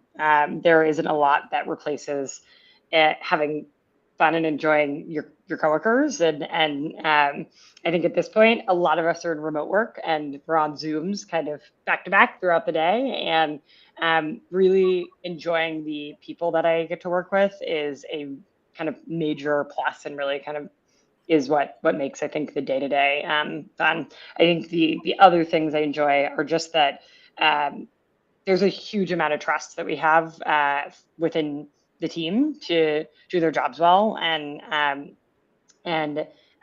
everyone really has a seat at the table in terms of problem solving and coming up with kind of creative and different ways to solve things. And I think the trust we have in the team really just allows for really good ideas and kind of innovative approaches to things to surface. We really kind of let people blossom in terms of taking on things they haven't typically done, and allowing them to grow by kind of trying new things. And I think it's a big thing that just kind of I enjoy watching everyone get to do as well. Jen, what about you? Oh, I mean, honestly, it's similar to everything that you've said. I think it's the people here. It goes back to our value of the no asshole policy. Everyone here is just amazingly nice, and we truly do get a seat at the table. I think I partner really closely with all of our executives, given the fact that I'm a technical recruiter. And so I hire for a lot of tech roles, and my partnership throughout the day is with our executive team, and everyone is just, they really value my feedback. They value the candidates I bring to the table. They want to know my recommendations. And that's really refreshing. I think it's really nice to have your executive team like hear you out as well. So yeah, it goes hand in hand with what Julian mentioned. Yep. So I'm just looking at a couple other things here. One, for Lisbeth, you were mentioning that we don't have openings on for finance posted. Please reach out. So I put up our contact information here so that anyone who is interested can reach out. So please reach out to us here or on the Trabaja community, the Slack platform. And we can connect on that. That would be great. And I see, are there any data analyst roles or apprenticeship open? There are not. We don't have that currently, but definitely check periodically. We will put stuff on there as any of those positions open. I see this one. This is a bit of a random question, but do you have an opinion on photos being included in resumes? No, I think I don't think there's a huge opinion on it. I think if you do have it, it can be small, but I don't think that there's any sort of negative or positive, connection to having a photo on a resume. I will say it's super important to have your photo on your LinkedIn. I know there again are a lot of opinions about that, but naturally as humans, we when we can go to someone's profile and you can see who they are, there is just a completely subconscious, deeper kind of connection and understanding of the profile you're looking at, and I do really think it is helpful to have a good photo on there. And I think along with that, there are settings on LinkedIn that, like, if you're not connected, it won't show your photo to people. Everyone, personal opinion, you can do what you want to do with that, but I will say it's really helpful when that's set so that people can see you, so that recruiters and people that aren't connected to you can look and see that. So that's just a tip on the LinkedIn piece as well. Let's see, as someone who's coming into the field with a bootcamp background, what qualities as a recruit stand out to you the most? I'm assuming what qualities as a recruiter stand out to you the most? I'm assuming this is maybe bootcamp, like software engineering background. Python, something. Yeah, I mean, I think that qualities are really, if we're talking about software engineering, honestly, are really people that are there's a lot of engineers that go into the boot camping kind of approach first and haven't necessarily gone and gotten computer software degrees. And I think that ultimately that's totally okay. I think qualities that we look out for are people that are really willing to jump in and learn kind of different languages. There's so much that you need to be malleable with when you are kind of coming out of that. So I think that there's always kind of a language or a specific kind of framework you've gone and learned in a bootcamp setting. I think being really willing to and kind of excited to take on new tools, take on new languages, look at new frameworks, I think is kind of at the core of whether you can jump in as an engineer and learn what the environment that you're jumping into is using. So I think that that's really helpful, is that open-mindedness and willingness, even though it's challenging. And then we're almost at time here, but you mentioned earlier that you're hiring engineers. Do you know what type of engineer positions are available? So right now, we don't have those open. We don't have engineering roles open. Coming up, we probably will, and I think it will be a mix of engineering management, as well as probably mostly on the back end for engineering. So those will probably be what come up in the near future. So those are, yeah. We're not looking for anything involving graphics or 3D or product and UX design at the moment. I know those are the two last questions I just saw.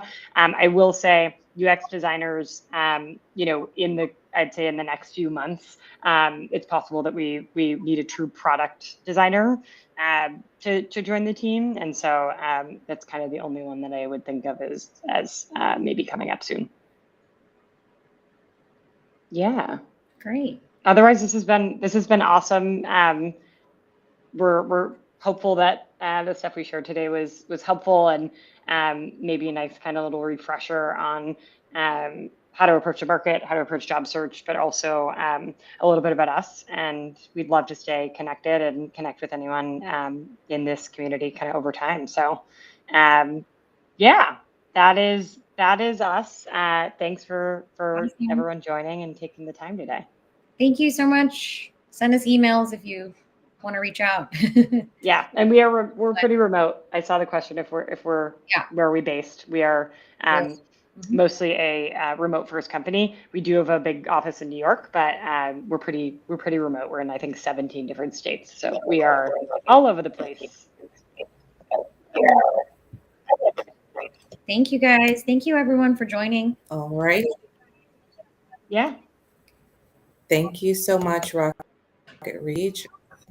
Appreciate you all so much. As I'm moving them off stage, I will. All right, here we go. Takes some time, but we're getting it. All right.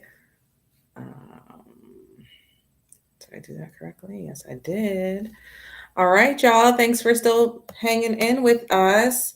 And we are on time. We're going to keep it moving right along. Sorry about pulling you back up on stage, Julia. That was my bad. Let me see. All right. All right. All right. I got it. I got it. All right. Next up, we have Runwise. I'm going to share a little bit more about this amazing startup. So you all are prepared with really great questions. And then, of course, they're going to introduce themselves as well. But let me make sure I give you just.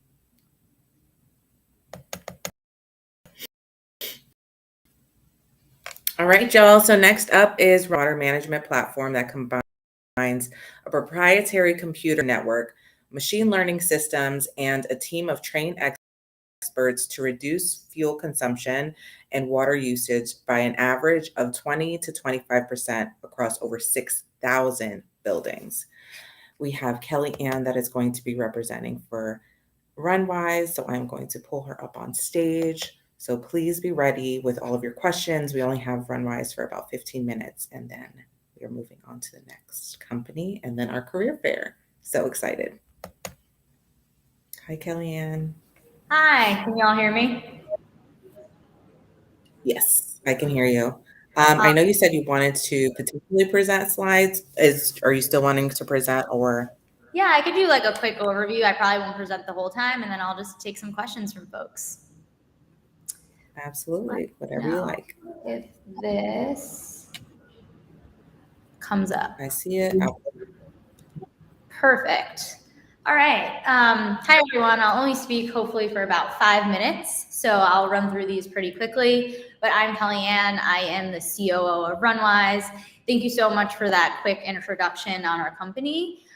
So overall, at a super high level, our mission is to really run buildings in a smarter way, and we want to make cities more affordable, sustainable, and healthy.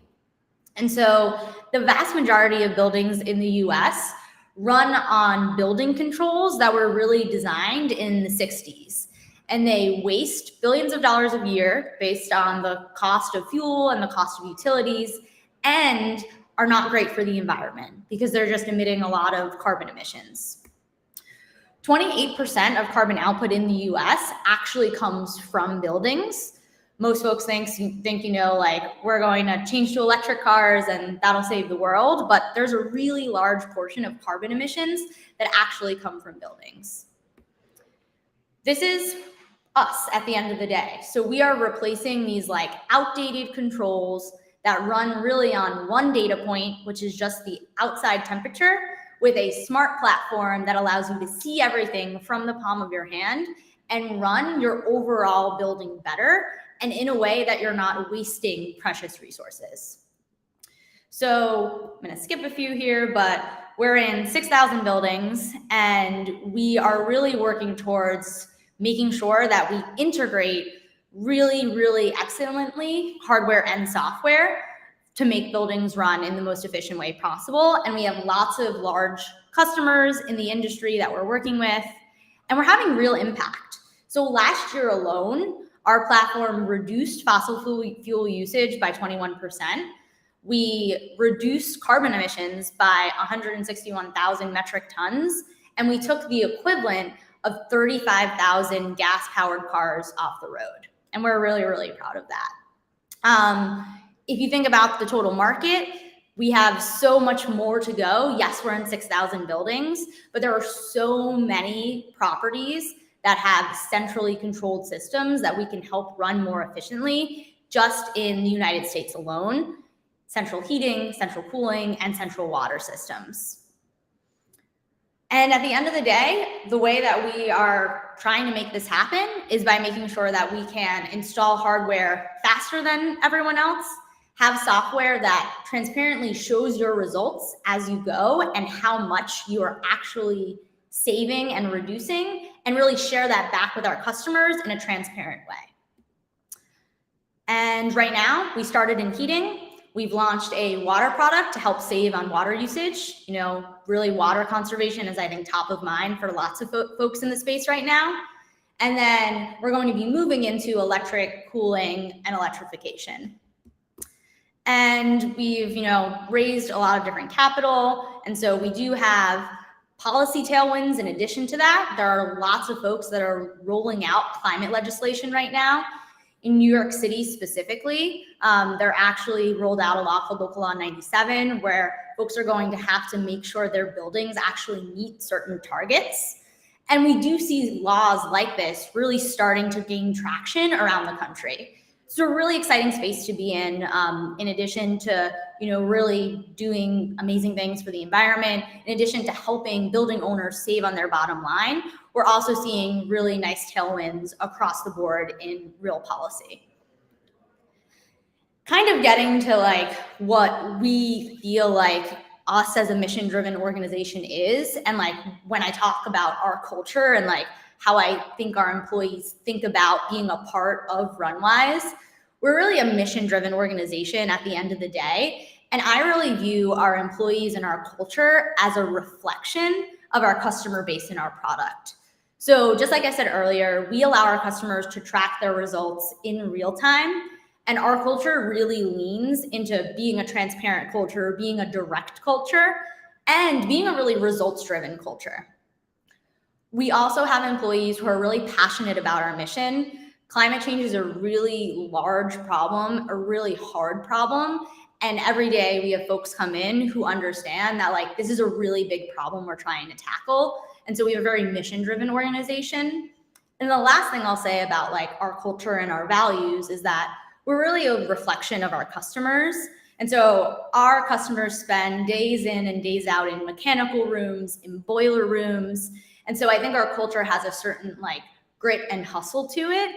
And we have a lot of urgency. Like globally, we're running out of time to really address the climate problem. And we want to act with urgency. And that's a really important component of our culture overall. And then lastly, like how we think about DEI at the company, I think because we are such a mission-driven organization and we know that climate change affects and impacts marginalized communities the most who don't have the resources, we think it's really important as an organization that because that's part of our mission, that we have a diverse team who can help us really combat this global issue. So a couple of different initiatives that we run at our company.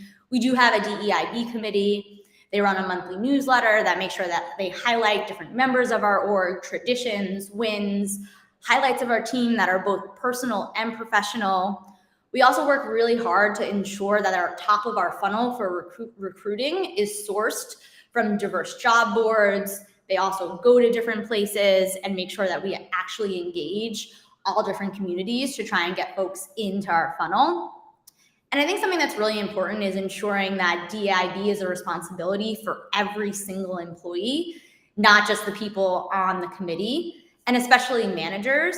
And we try and include it in employee onboarding, and we try and make sure that execs are always talking about it and that it's intentional, because I really think that at the end of the day, anything you want in your culture has to be intentional and it has to be talked about. And then the DEIB also helps us run our formal mentorship program across the organization. And we make sure that we incorporate their feedback in all business operations, training, and any other events we might put on as a company. Kind of where I'll leave you overall is our current open roles. So if our values resonated with you, if our mission resonates with you, if our DEIB overall goals resonate with you, would love to invite you to apply to any of our open roles. We do have a senior backend engineer role open on our technology team. We have 2 sales roles open, an SDR and a BDR position, an HR and recruiting intern role we have currently open. And then lastly, on our service side of the house, we have a couple field technician roles open of varying levels of expertise. But I will stop presenting with that so that I can leave time for questions.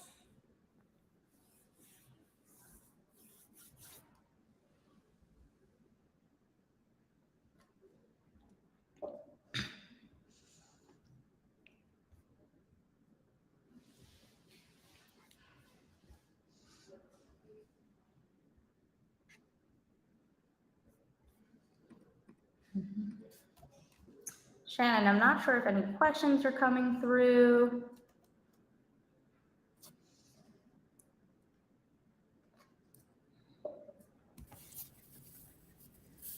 There's one.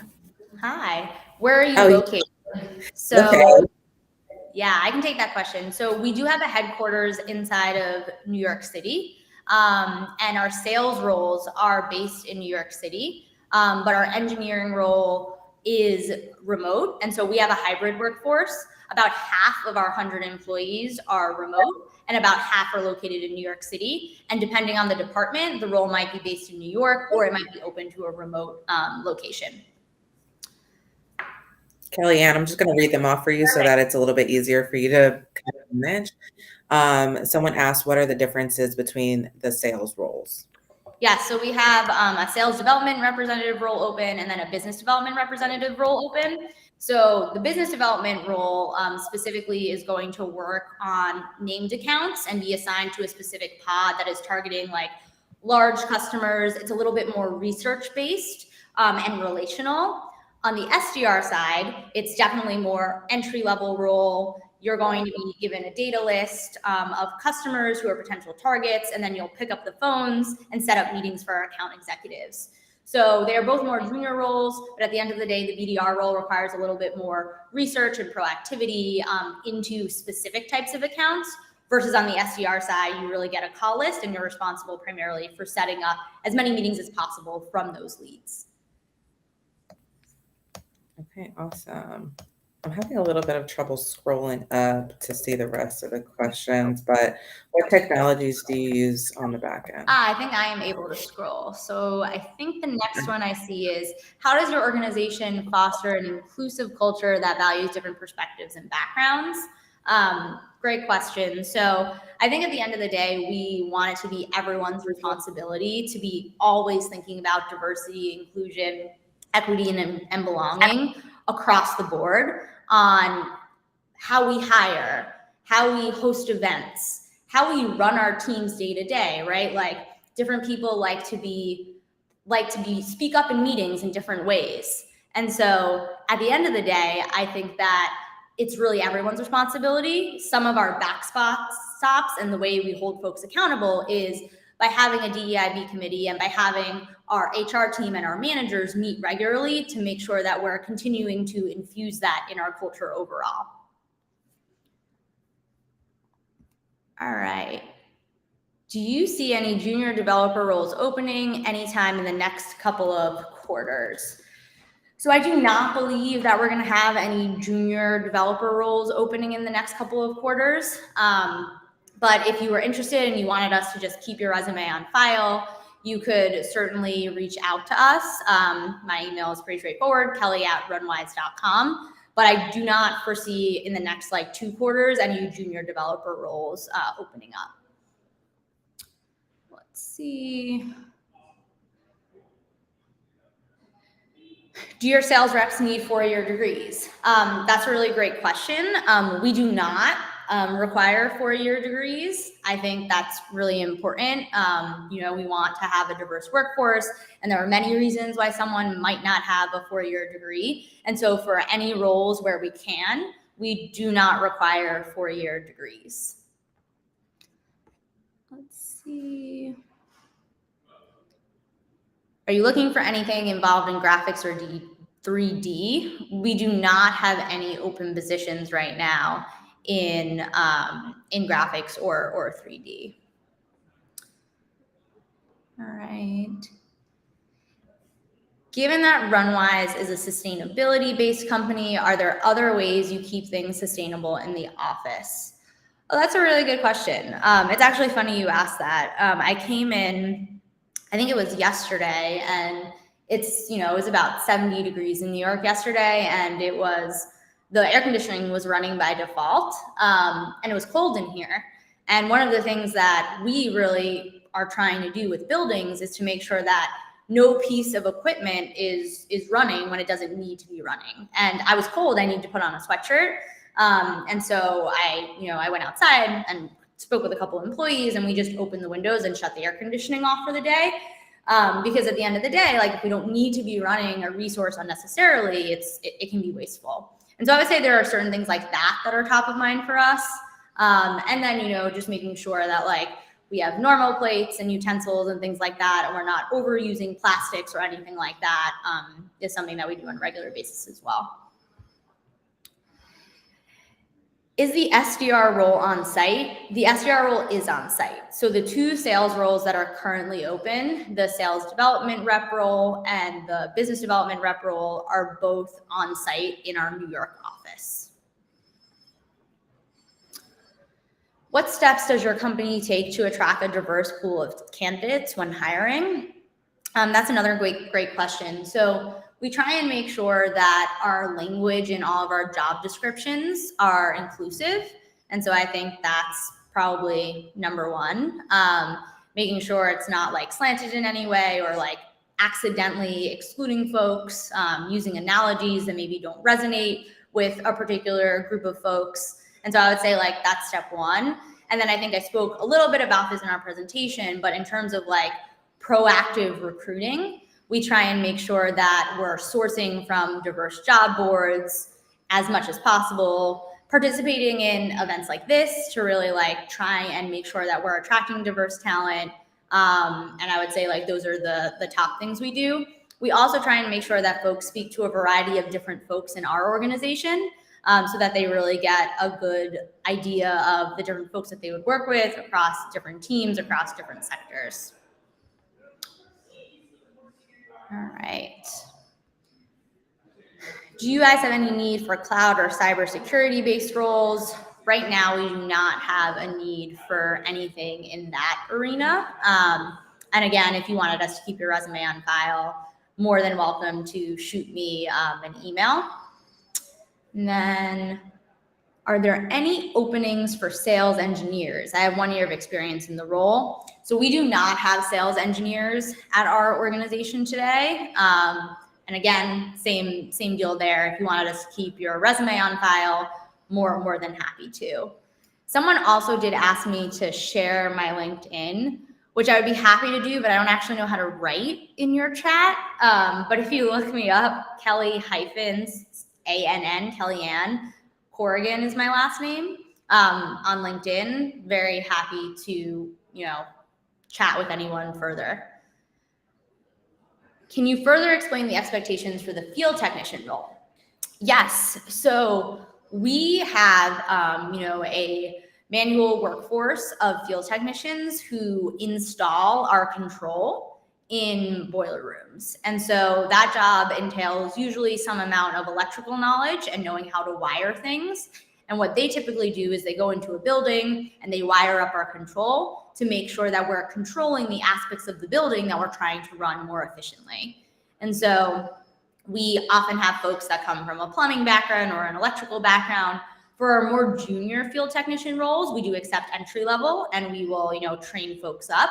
But those are the folks who, at the end of the day are like, in many ways, the face of our company, because they go on site with customers and they do our install. And it's a very, very critical role for us. And so again, if you want to message me on LinkedIn and you want to discuss more about that role specifically, those are the folks who are physically going to our sites and installing our controls. Yes, Corrigan, you did spell my name correctly. You got that right. Do you have roles for, and that is my LinkedIn. Thank you to the LinkedIn user that did that. Do you have roles for junior UX designers? We do not have any current roles open for any junior UX designers. We actually don't have any design roles open right now on our technology team. The only role we have open is that senior engineering role. Is the industry experience required to be applicable for, I think this is for the SDR or the BDR roles? For those sales roles, you do not have to have specific experience with building controls or in climate tech. Those roles are definitely, you can apply as entry level.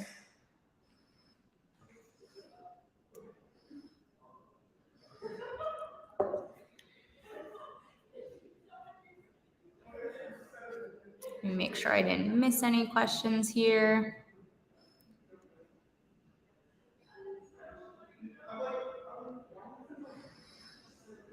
I think I got folks' questions.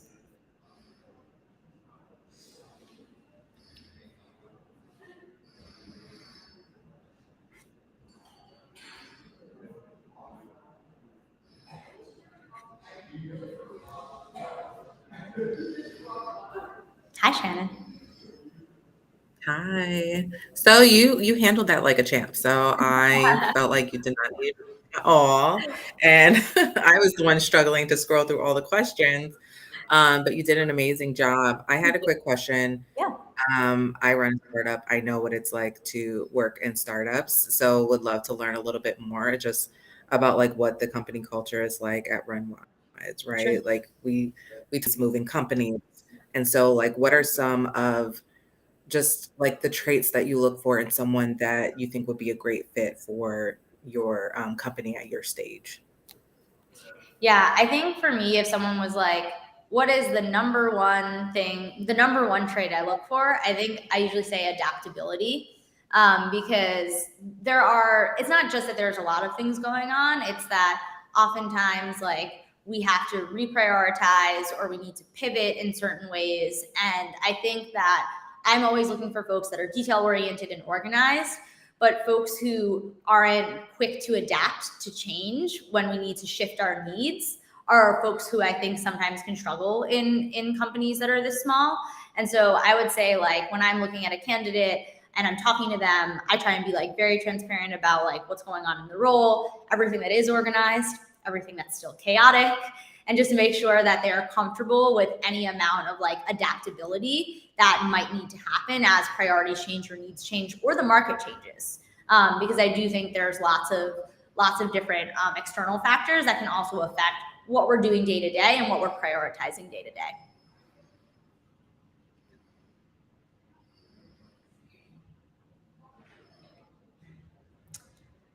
Shannon, I can't hear you anymore.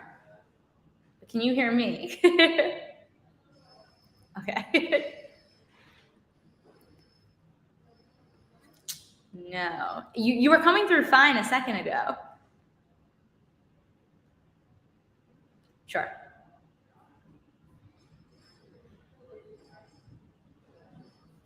I'll take a question while I'm waiting. Would you consider working with Runwise in line with your passion?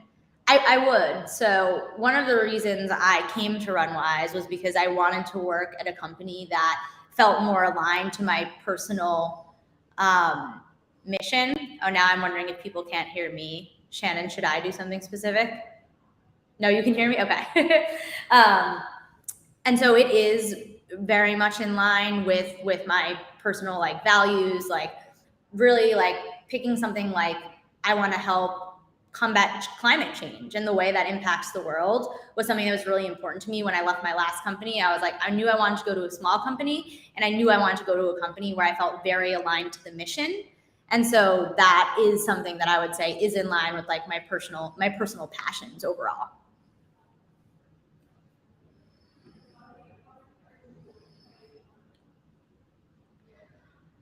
Are the field tech roles only based in New York?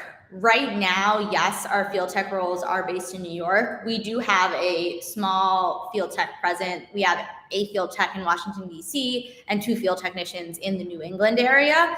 But we're not expanding beyond New York right now in terms of our field team.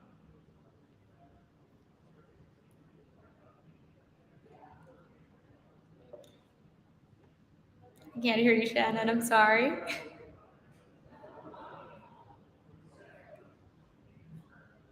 Do you want to try the private chat if you want? And maybe I can, whatever you're trying to ask me, there you go. Could you please share your email? My email is very easy. It's Kelly, Kelly, @runwise.com. Happy to answer any additional questions in a follow-up email.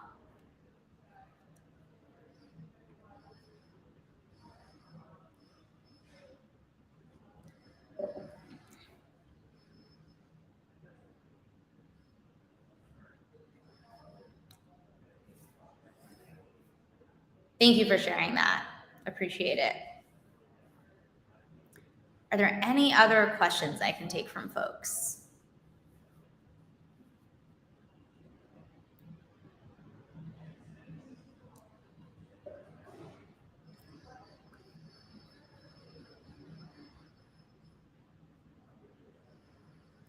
I am open to coffee chats. If you send me an email and just say like, hey, Kellyanne, I heard you talk at the Diversitech Fall Summit. Would love to set up time with you. Then happy to make some time in calendar to have folks chat with me. Might take a couple days for me to get back to you, but as long as you shoot me an email, I'll respond. Just put Diversitech in the subject so I know the context.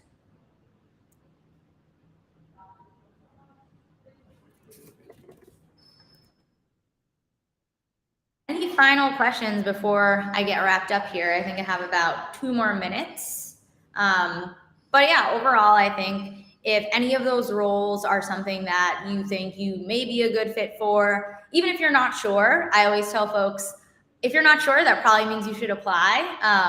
I think everyone has heard, like, we hold ourselves to a lot of high standards. So if you go through any of those roles, runwise.com/careers, feel free to apply to anything that you think you may be a good fit for. And if our values align with you, if you want to help us combat climate change, if you want to work hard, I think that we could potentially be a good fit for you. I did get one more question, and I do have 1 more minute. What's been the average length of time you're seeing in this market from when a person is contacted for a job and hired? That's interesting. So we have a pretty aggressive goal when it comes to placement. So we try and fill all of our roles within 30 days. I would say, depending on the seniority of the role and like the specific type of role, it can go anywhere from 30 days to 90 days is what I'm seeing, at least on the employer end for placing folks over the last few months. I would say that's what I've typically been seeing. Do you know if you will increase hiring in 2024? I don't believe we'll be like accelerating hiring at any faster rate than what we've been doing over the last couple months. We did do a pretty big hiring push about 3 to 6 months ago, and now we're kind of in a pretty steady state for how we operate. But there'll always be roles here and there that are open, but I don't foresee a large hiring push coming at us in 2024. No.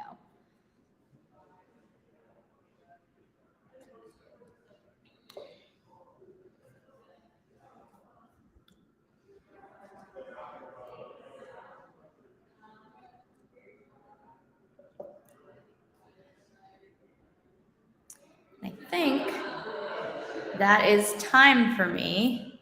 Hopefully when Shannon comes back, her audio will work though.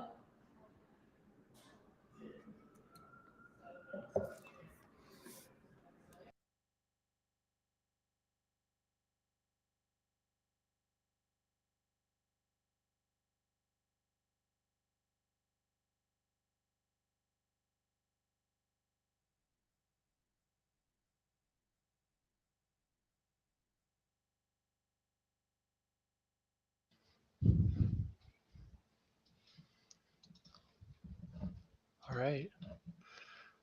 Sorry for the technical difficulties there, Shannon, but I guess I can get started. All right, I'm Ryan House. I'm the Director of Engineering at Bellhop. We can't hear you. I'm guessing that's for Shannon still. Oh, no. Can't hear me either? Got it. Okay, cool. Yeah, so I'm the Director of Engineering at Bellhop. I'm going to share some slides here, kind of give you guys an overview of the company. So thanks. That's Jax. Yeah, so Bellhop is a tech-enabled moving company based in Chattanooga, Tennessee. We've been around for about 10 years or so.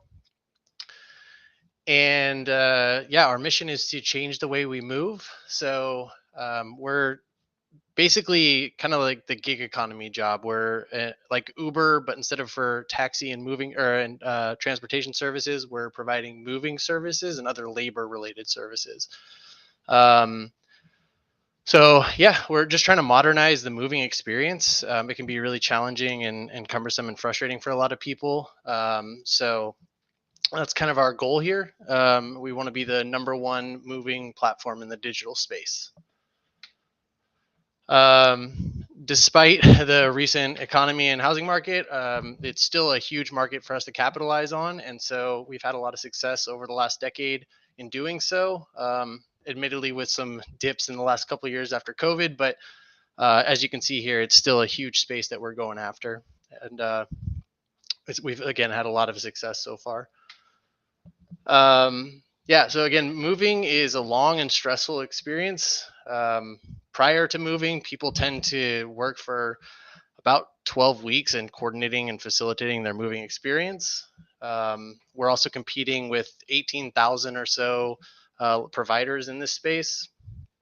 Plus, time is spent gathering quotes, comparing rates, and that all comes up to very costly sums, upwards of $20,000 on average.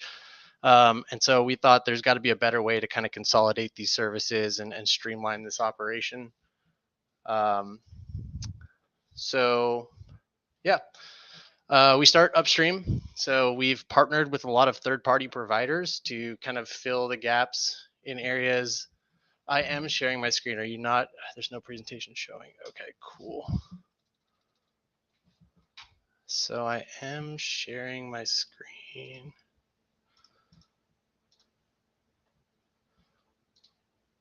Oh, Shannon, this might be for you. I see on the backstage, there's my screen and then there's me. I don't know how to swap between them.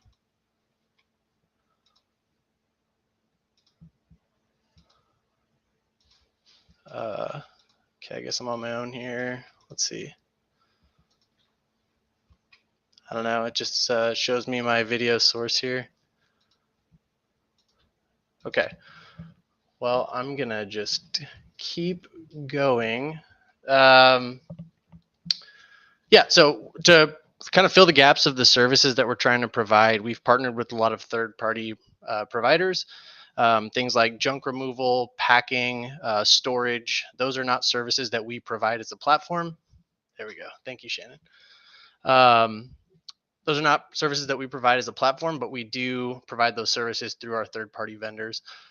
Beyond that, we also have the gig economy work. So we have the actual moving labor force that we provide, and we do so through our mobile app. Again, much like Uber, movers can sign up for the platform. We put the moves on a marketplace like job board, and then the pros are able to sign up for the move, facilitate the move, and get paid. Back to here. So you can see we get leads from kind of two. We have our direct marketing and we get our own leads internally. And then we also get referrals from partners. So we have that kind of co-share between the third-party providers and the labor force that we provide, driving our top of our funnel here. Beyond that, the actual moving supply model, we have our own dedicated labor and our own dedicated transportation is kind of our primary target supply model. And then we have a hybrid, which is we provide the labor and a third party provides additional services. A great example of this would be like Pods. They're a storage company. They come drop off a container at your property. And then our Bellhop pros will come load the container. Pods moves the container, and then we have pros offload the container at the receiving end. So that's kind of the tiered hybrid model. Finally, full third-party service is kind of our fallback option, where if we're unable to provide the service or labor that was booked, we basically go to our marketplace and offload that to a third party with revenue sharing. So yeah, our workforce, we have kind of two primary models. We have our 1099 contractors. These are these gig economy workers, pros. And then we have our W-2 employees, which are like full-time, make a career out of doing this kind of employees. And those are typically drivers and things like that, rather than just the labor service providers.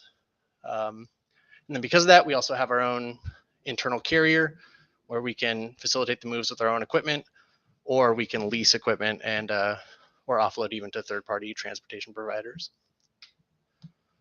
So here's an example of the application itself, booking experience. So typically a person trying to book a move or labor service would come on here, go through the booking flow, filling out the information they need. Then they'd go to a dashboard, which we see here in the middle. The dashboard kind of gives them an overview of the order that they booked and the services that we're providing. And then we have like a really nice and easy way for when the pros arrive to clock in via QR code scanning. It's confirmed by the customer. And then once the job is completed, they scan the QR code to close it. So that way we can maximize like our clock in, clock out times and that window to make it as cost effective for the consumer as possible. And then here's kind of an example of some of the third-party partners and the services that they offer. So again, Pods offers like a container service, but there's plenty of others. In fact, we're expanding into dozens of partnerships for this marketplace model to continue to provide additional service offerings. So yeah, that's kind of the overview of Bellhop and what we're trying to do. We do have a few open positions which can be found here on our website. The biggest targets right now are in operations, specifically customer success. We do have some human resources needs, but then marketing, partnerships, and sales is a huge focus for us. And then on the technical side, we do have a senior front-end engineer position open. So yeah, some of the other slides I think you guys hadn't seen. It doesn't matter. Those are concluded. Yeah, that is kind of an overview of Bellhop. I saw somebody asked about marketing positions earlier.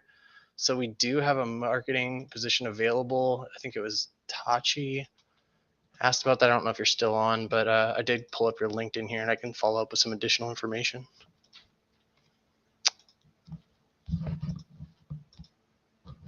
Cool. Any questions?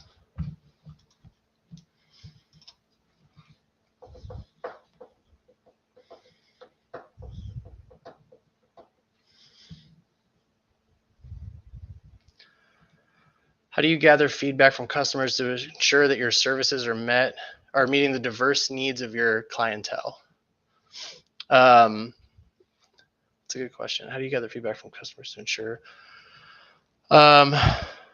So we have in our post-move experience, we basically have like a sequence of questions that they go through, not just a rating system, but actually like getting user experience feedback. And in doing that, we gather as much intel as we can. But also we have like a customer outreach program. So following post-move, any experience that wasn't like 5 stars, we have a CX team that will go and follow up with these individuals and try to gather more information. Other than that, we try to front load as much as we can with user acceptance testing and kind of vetting the market ahead of time. But right now, that's the approach we're going for. What technologies do we use on our front end? Pretty much entirely React at the moment. We do some like node-based stuff with Express for like proxy APIs. But on the front end, it's pretty much React for the web client. And then the mobile, we have iOS and Swift engineers specifically for those 2 platforms. Are we looking for graduate students in the field of data analysis or project management? I know that those positions have been discussed. We don't have any open roles today, but there's the potential for those to open in the future. So if you want to send your contact information, I can definitely add you to our list of potential candidates once those positions open up. You guys can email me at ryan@bellhop.com. The marketing position specifically, social media manager. To be honest, this is not one that I'm specifically all that familiar with, but you can read through the job description there if that's something that you're interested in. Do you have a junior UX design roles available? We don't. We just filled our UX design role, but I'd be more than happy to like set you up with a conversation with our designer and have you like discuss her role and the kind of the qualifications that she had to bring in to fill that role, because I know that that's something that's difficult to break into. So if you want to follow up with me independently, I can definitely put you in contact with her. Can you share any success stories or examples of how your startup has helped people from diverse communities with their home moves? I wish I could. To be honest with you, I'm sure there are plenty. I'm very heavily in the engineering side of things, so I actually don't interact with the customer side all that directly. Yes, please. What is LinkedIn user? What is yes, please there? Any roles involving design or 3D? Not at the moment.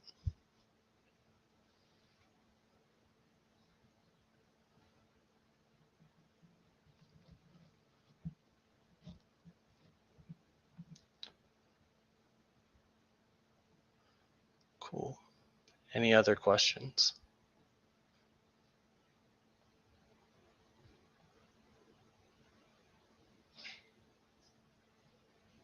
What does the engineering team look like? Right now, our mobile team consists of 2 engineers. We have an iOS engineer and an Android engineer. On the web client side, we have 2 seniors and a junior engineer. On the platform and data side, there's 6. I believe 2 are specifically in data, 4 are in the like backend development and API development side. It was about the UX design connection. Yes, I will definitely reach out to you. If you just shoot me an email, because I can't click on this LinkedIn link here. If you just shoot me an email, I'll definitely put you in touch with her. Thank you. What do you look for in a UX researcher? That's a tough question. I think, like for me personally, I'm much more interested in the user experience from a technical standpoint, making sure that there's concerns and thought towards accessibility and support for a broad array of devices. But I know that from like a product perspective, they're also interested in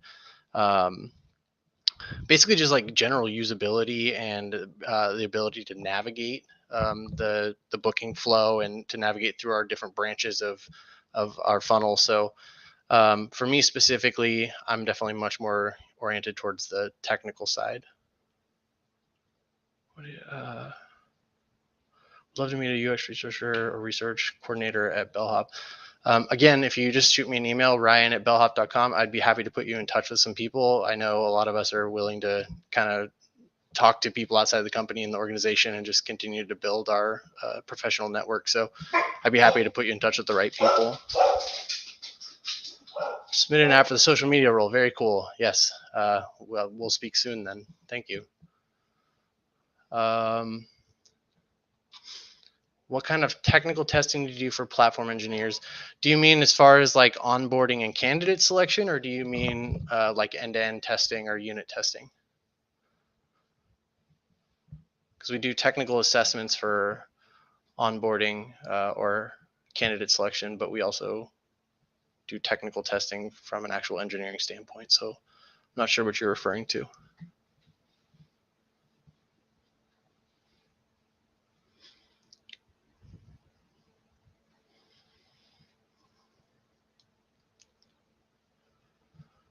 Entry-level engineering or data analytics role.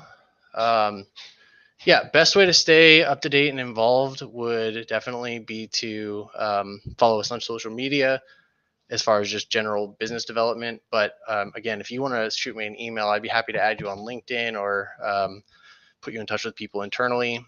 We do have a few junior engineers that I think might be helpful to speak with and talk about how they got to where they are here in the company. During the interview process for the technical testing, yeah, our interview process is like 4 phases. So first one is kind of just a phone screening where we talk through your background and do some light technical questioning there, but mostly about your experience and challenges that you faced in your career. Following that, we do an actual technical interview with our tech lead for the given domain, so platform or backend in this case. And they'll dive into like specific questions about architecture or libraries that we use. Following that, the third phase is a online technical assessment where we'll do like a take-home test. It's pretty much entirely Python based work, and it's done through a platform called CoderByte. And then the fourth phase is kind of just recapping, and we assess or we go through the assessment that you've done with the technical lead and myself, and kind of review the work that you've provided, as well as answer any questions you might have.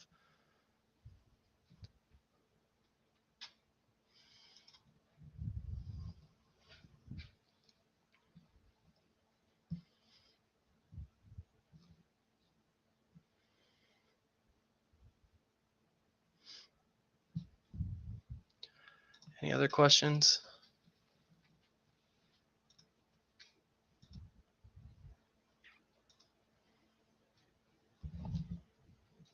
Cool.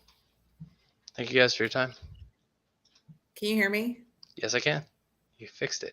Oh, yay. All right, good. Thank you so much, Ryan, and appreciate you for being patient with me as I kept hopping on and off of the stage trying to figure out what was going on with my audio. But you handled it like a champ, and I really just love your branding, by the way. Like, I was checking out Bellhop and all the great things that you all do. Your branding is on point, and it's really exciting and fun. Like, you make moving exciting. And so for those who want to learn more about Bellhop, obviously you can just research them and go on their career page to find out about their open roles. And Ryan will be in the career fair, so I'm going to let you go, Ryan, so you can get prepared for that.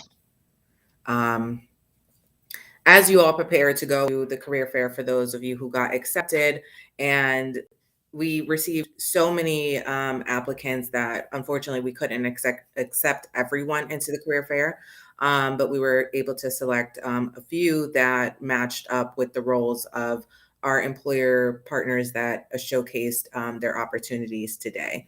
Some of them have open roles right now. Some of them are opening up new roles throughout the year and going into 2024. So please just keep them top of mind as you're thinking about where you should apply.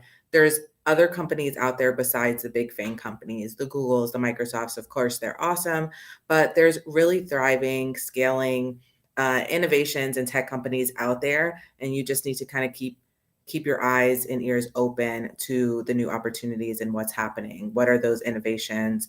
You know, who's scaling, who's trending, climate change. Obviously, there's so many different things that are popping up that align with your values and where you see yourself. What are your interests?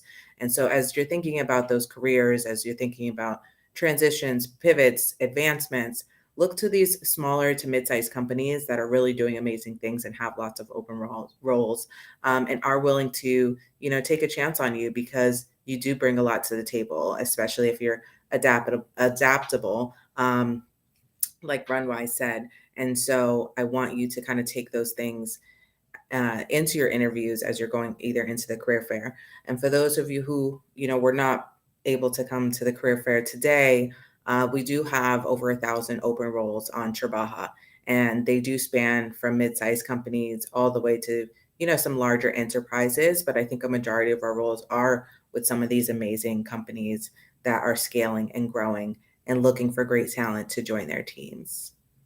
So does anyone have any questions for me specifically about Trabaja, how we operate? But if not, I'm going to head over to the career fair so I can support the folks that are going in there as well. And just as we think about planning for the end of this year, know that Trabaja has recently launched a Tech Career Accelerator program to assist professionals who are looking to make pivots and transitions as well as advancements. And so we work with you for about 6 weeks to help you really think about how do you become that ideal candidate for these companies, and really how to put your best foot forward as you're changing up those resumes to think about what is attractive to tech companies. And then Diversitech, for those of you who are out in Philly, I hope you'll join us today from 6 to 9 p.m.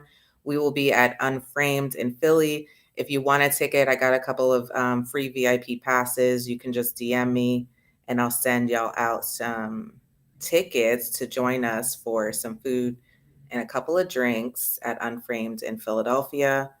And Diversitech. Don't forget, y'all. Diversitech 2024 is coming up in May. So make sure you book your flights, you get those hotels ready, and I will see you in Philadelphia next year as well.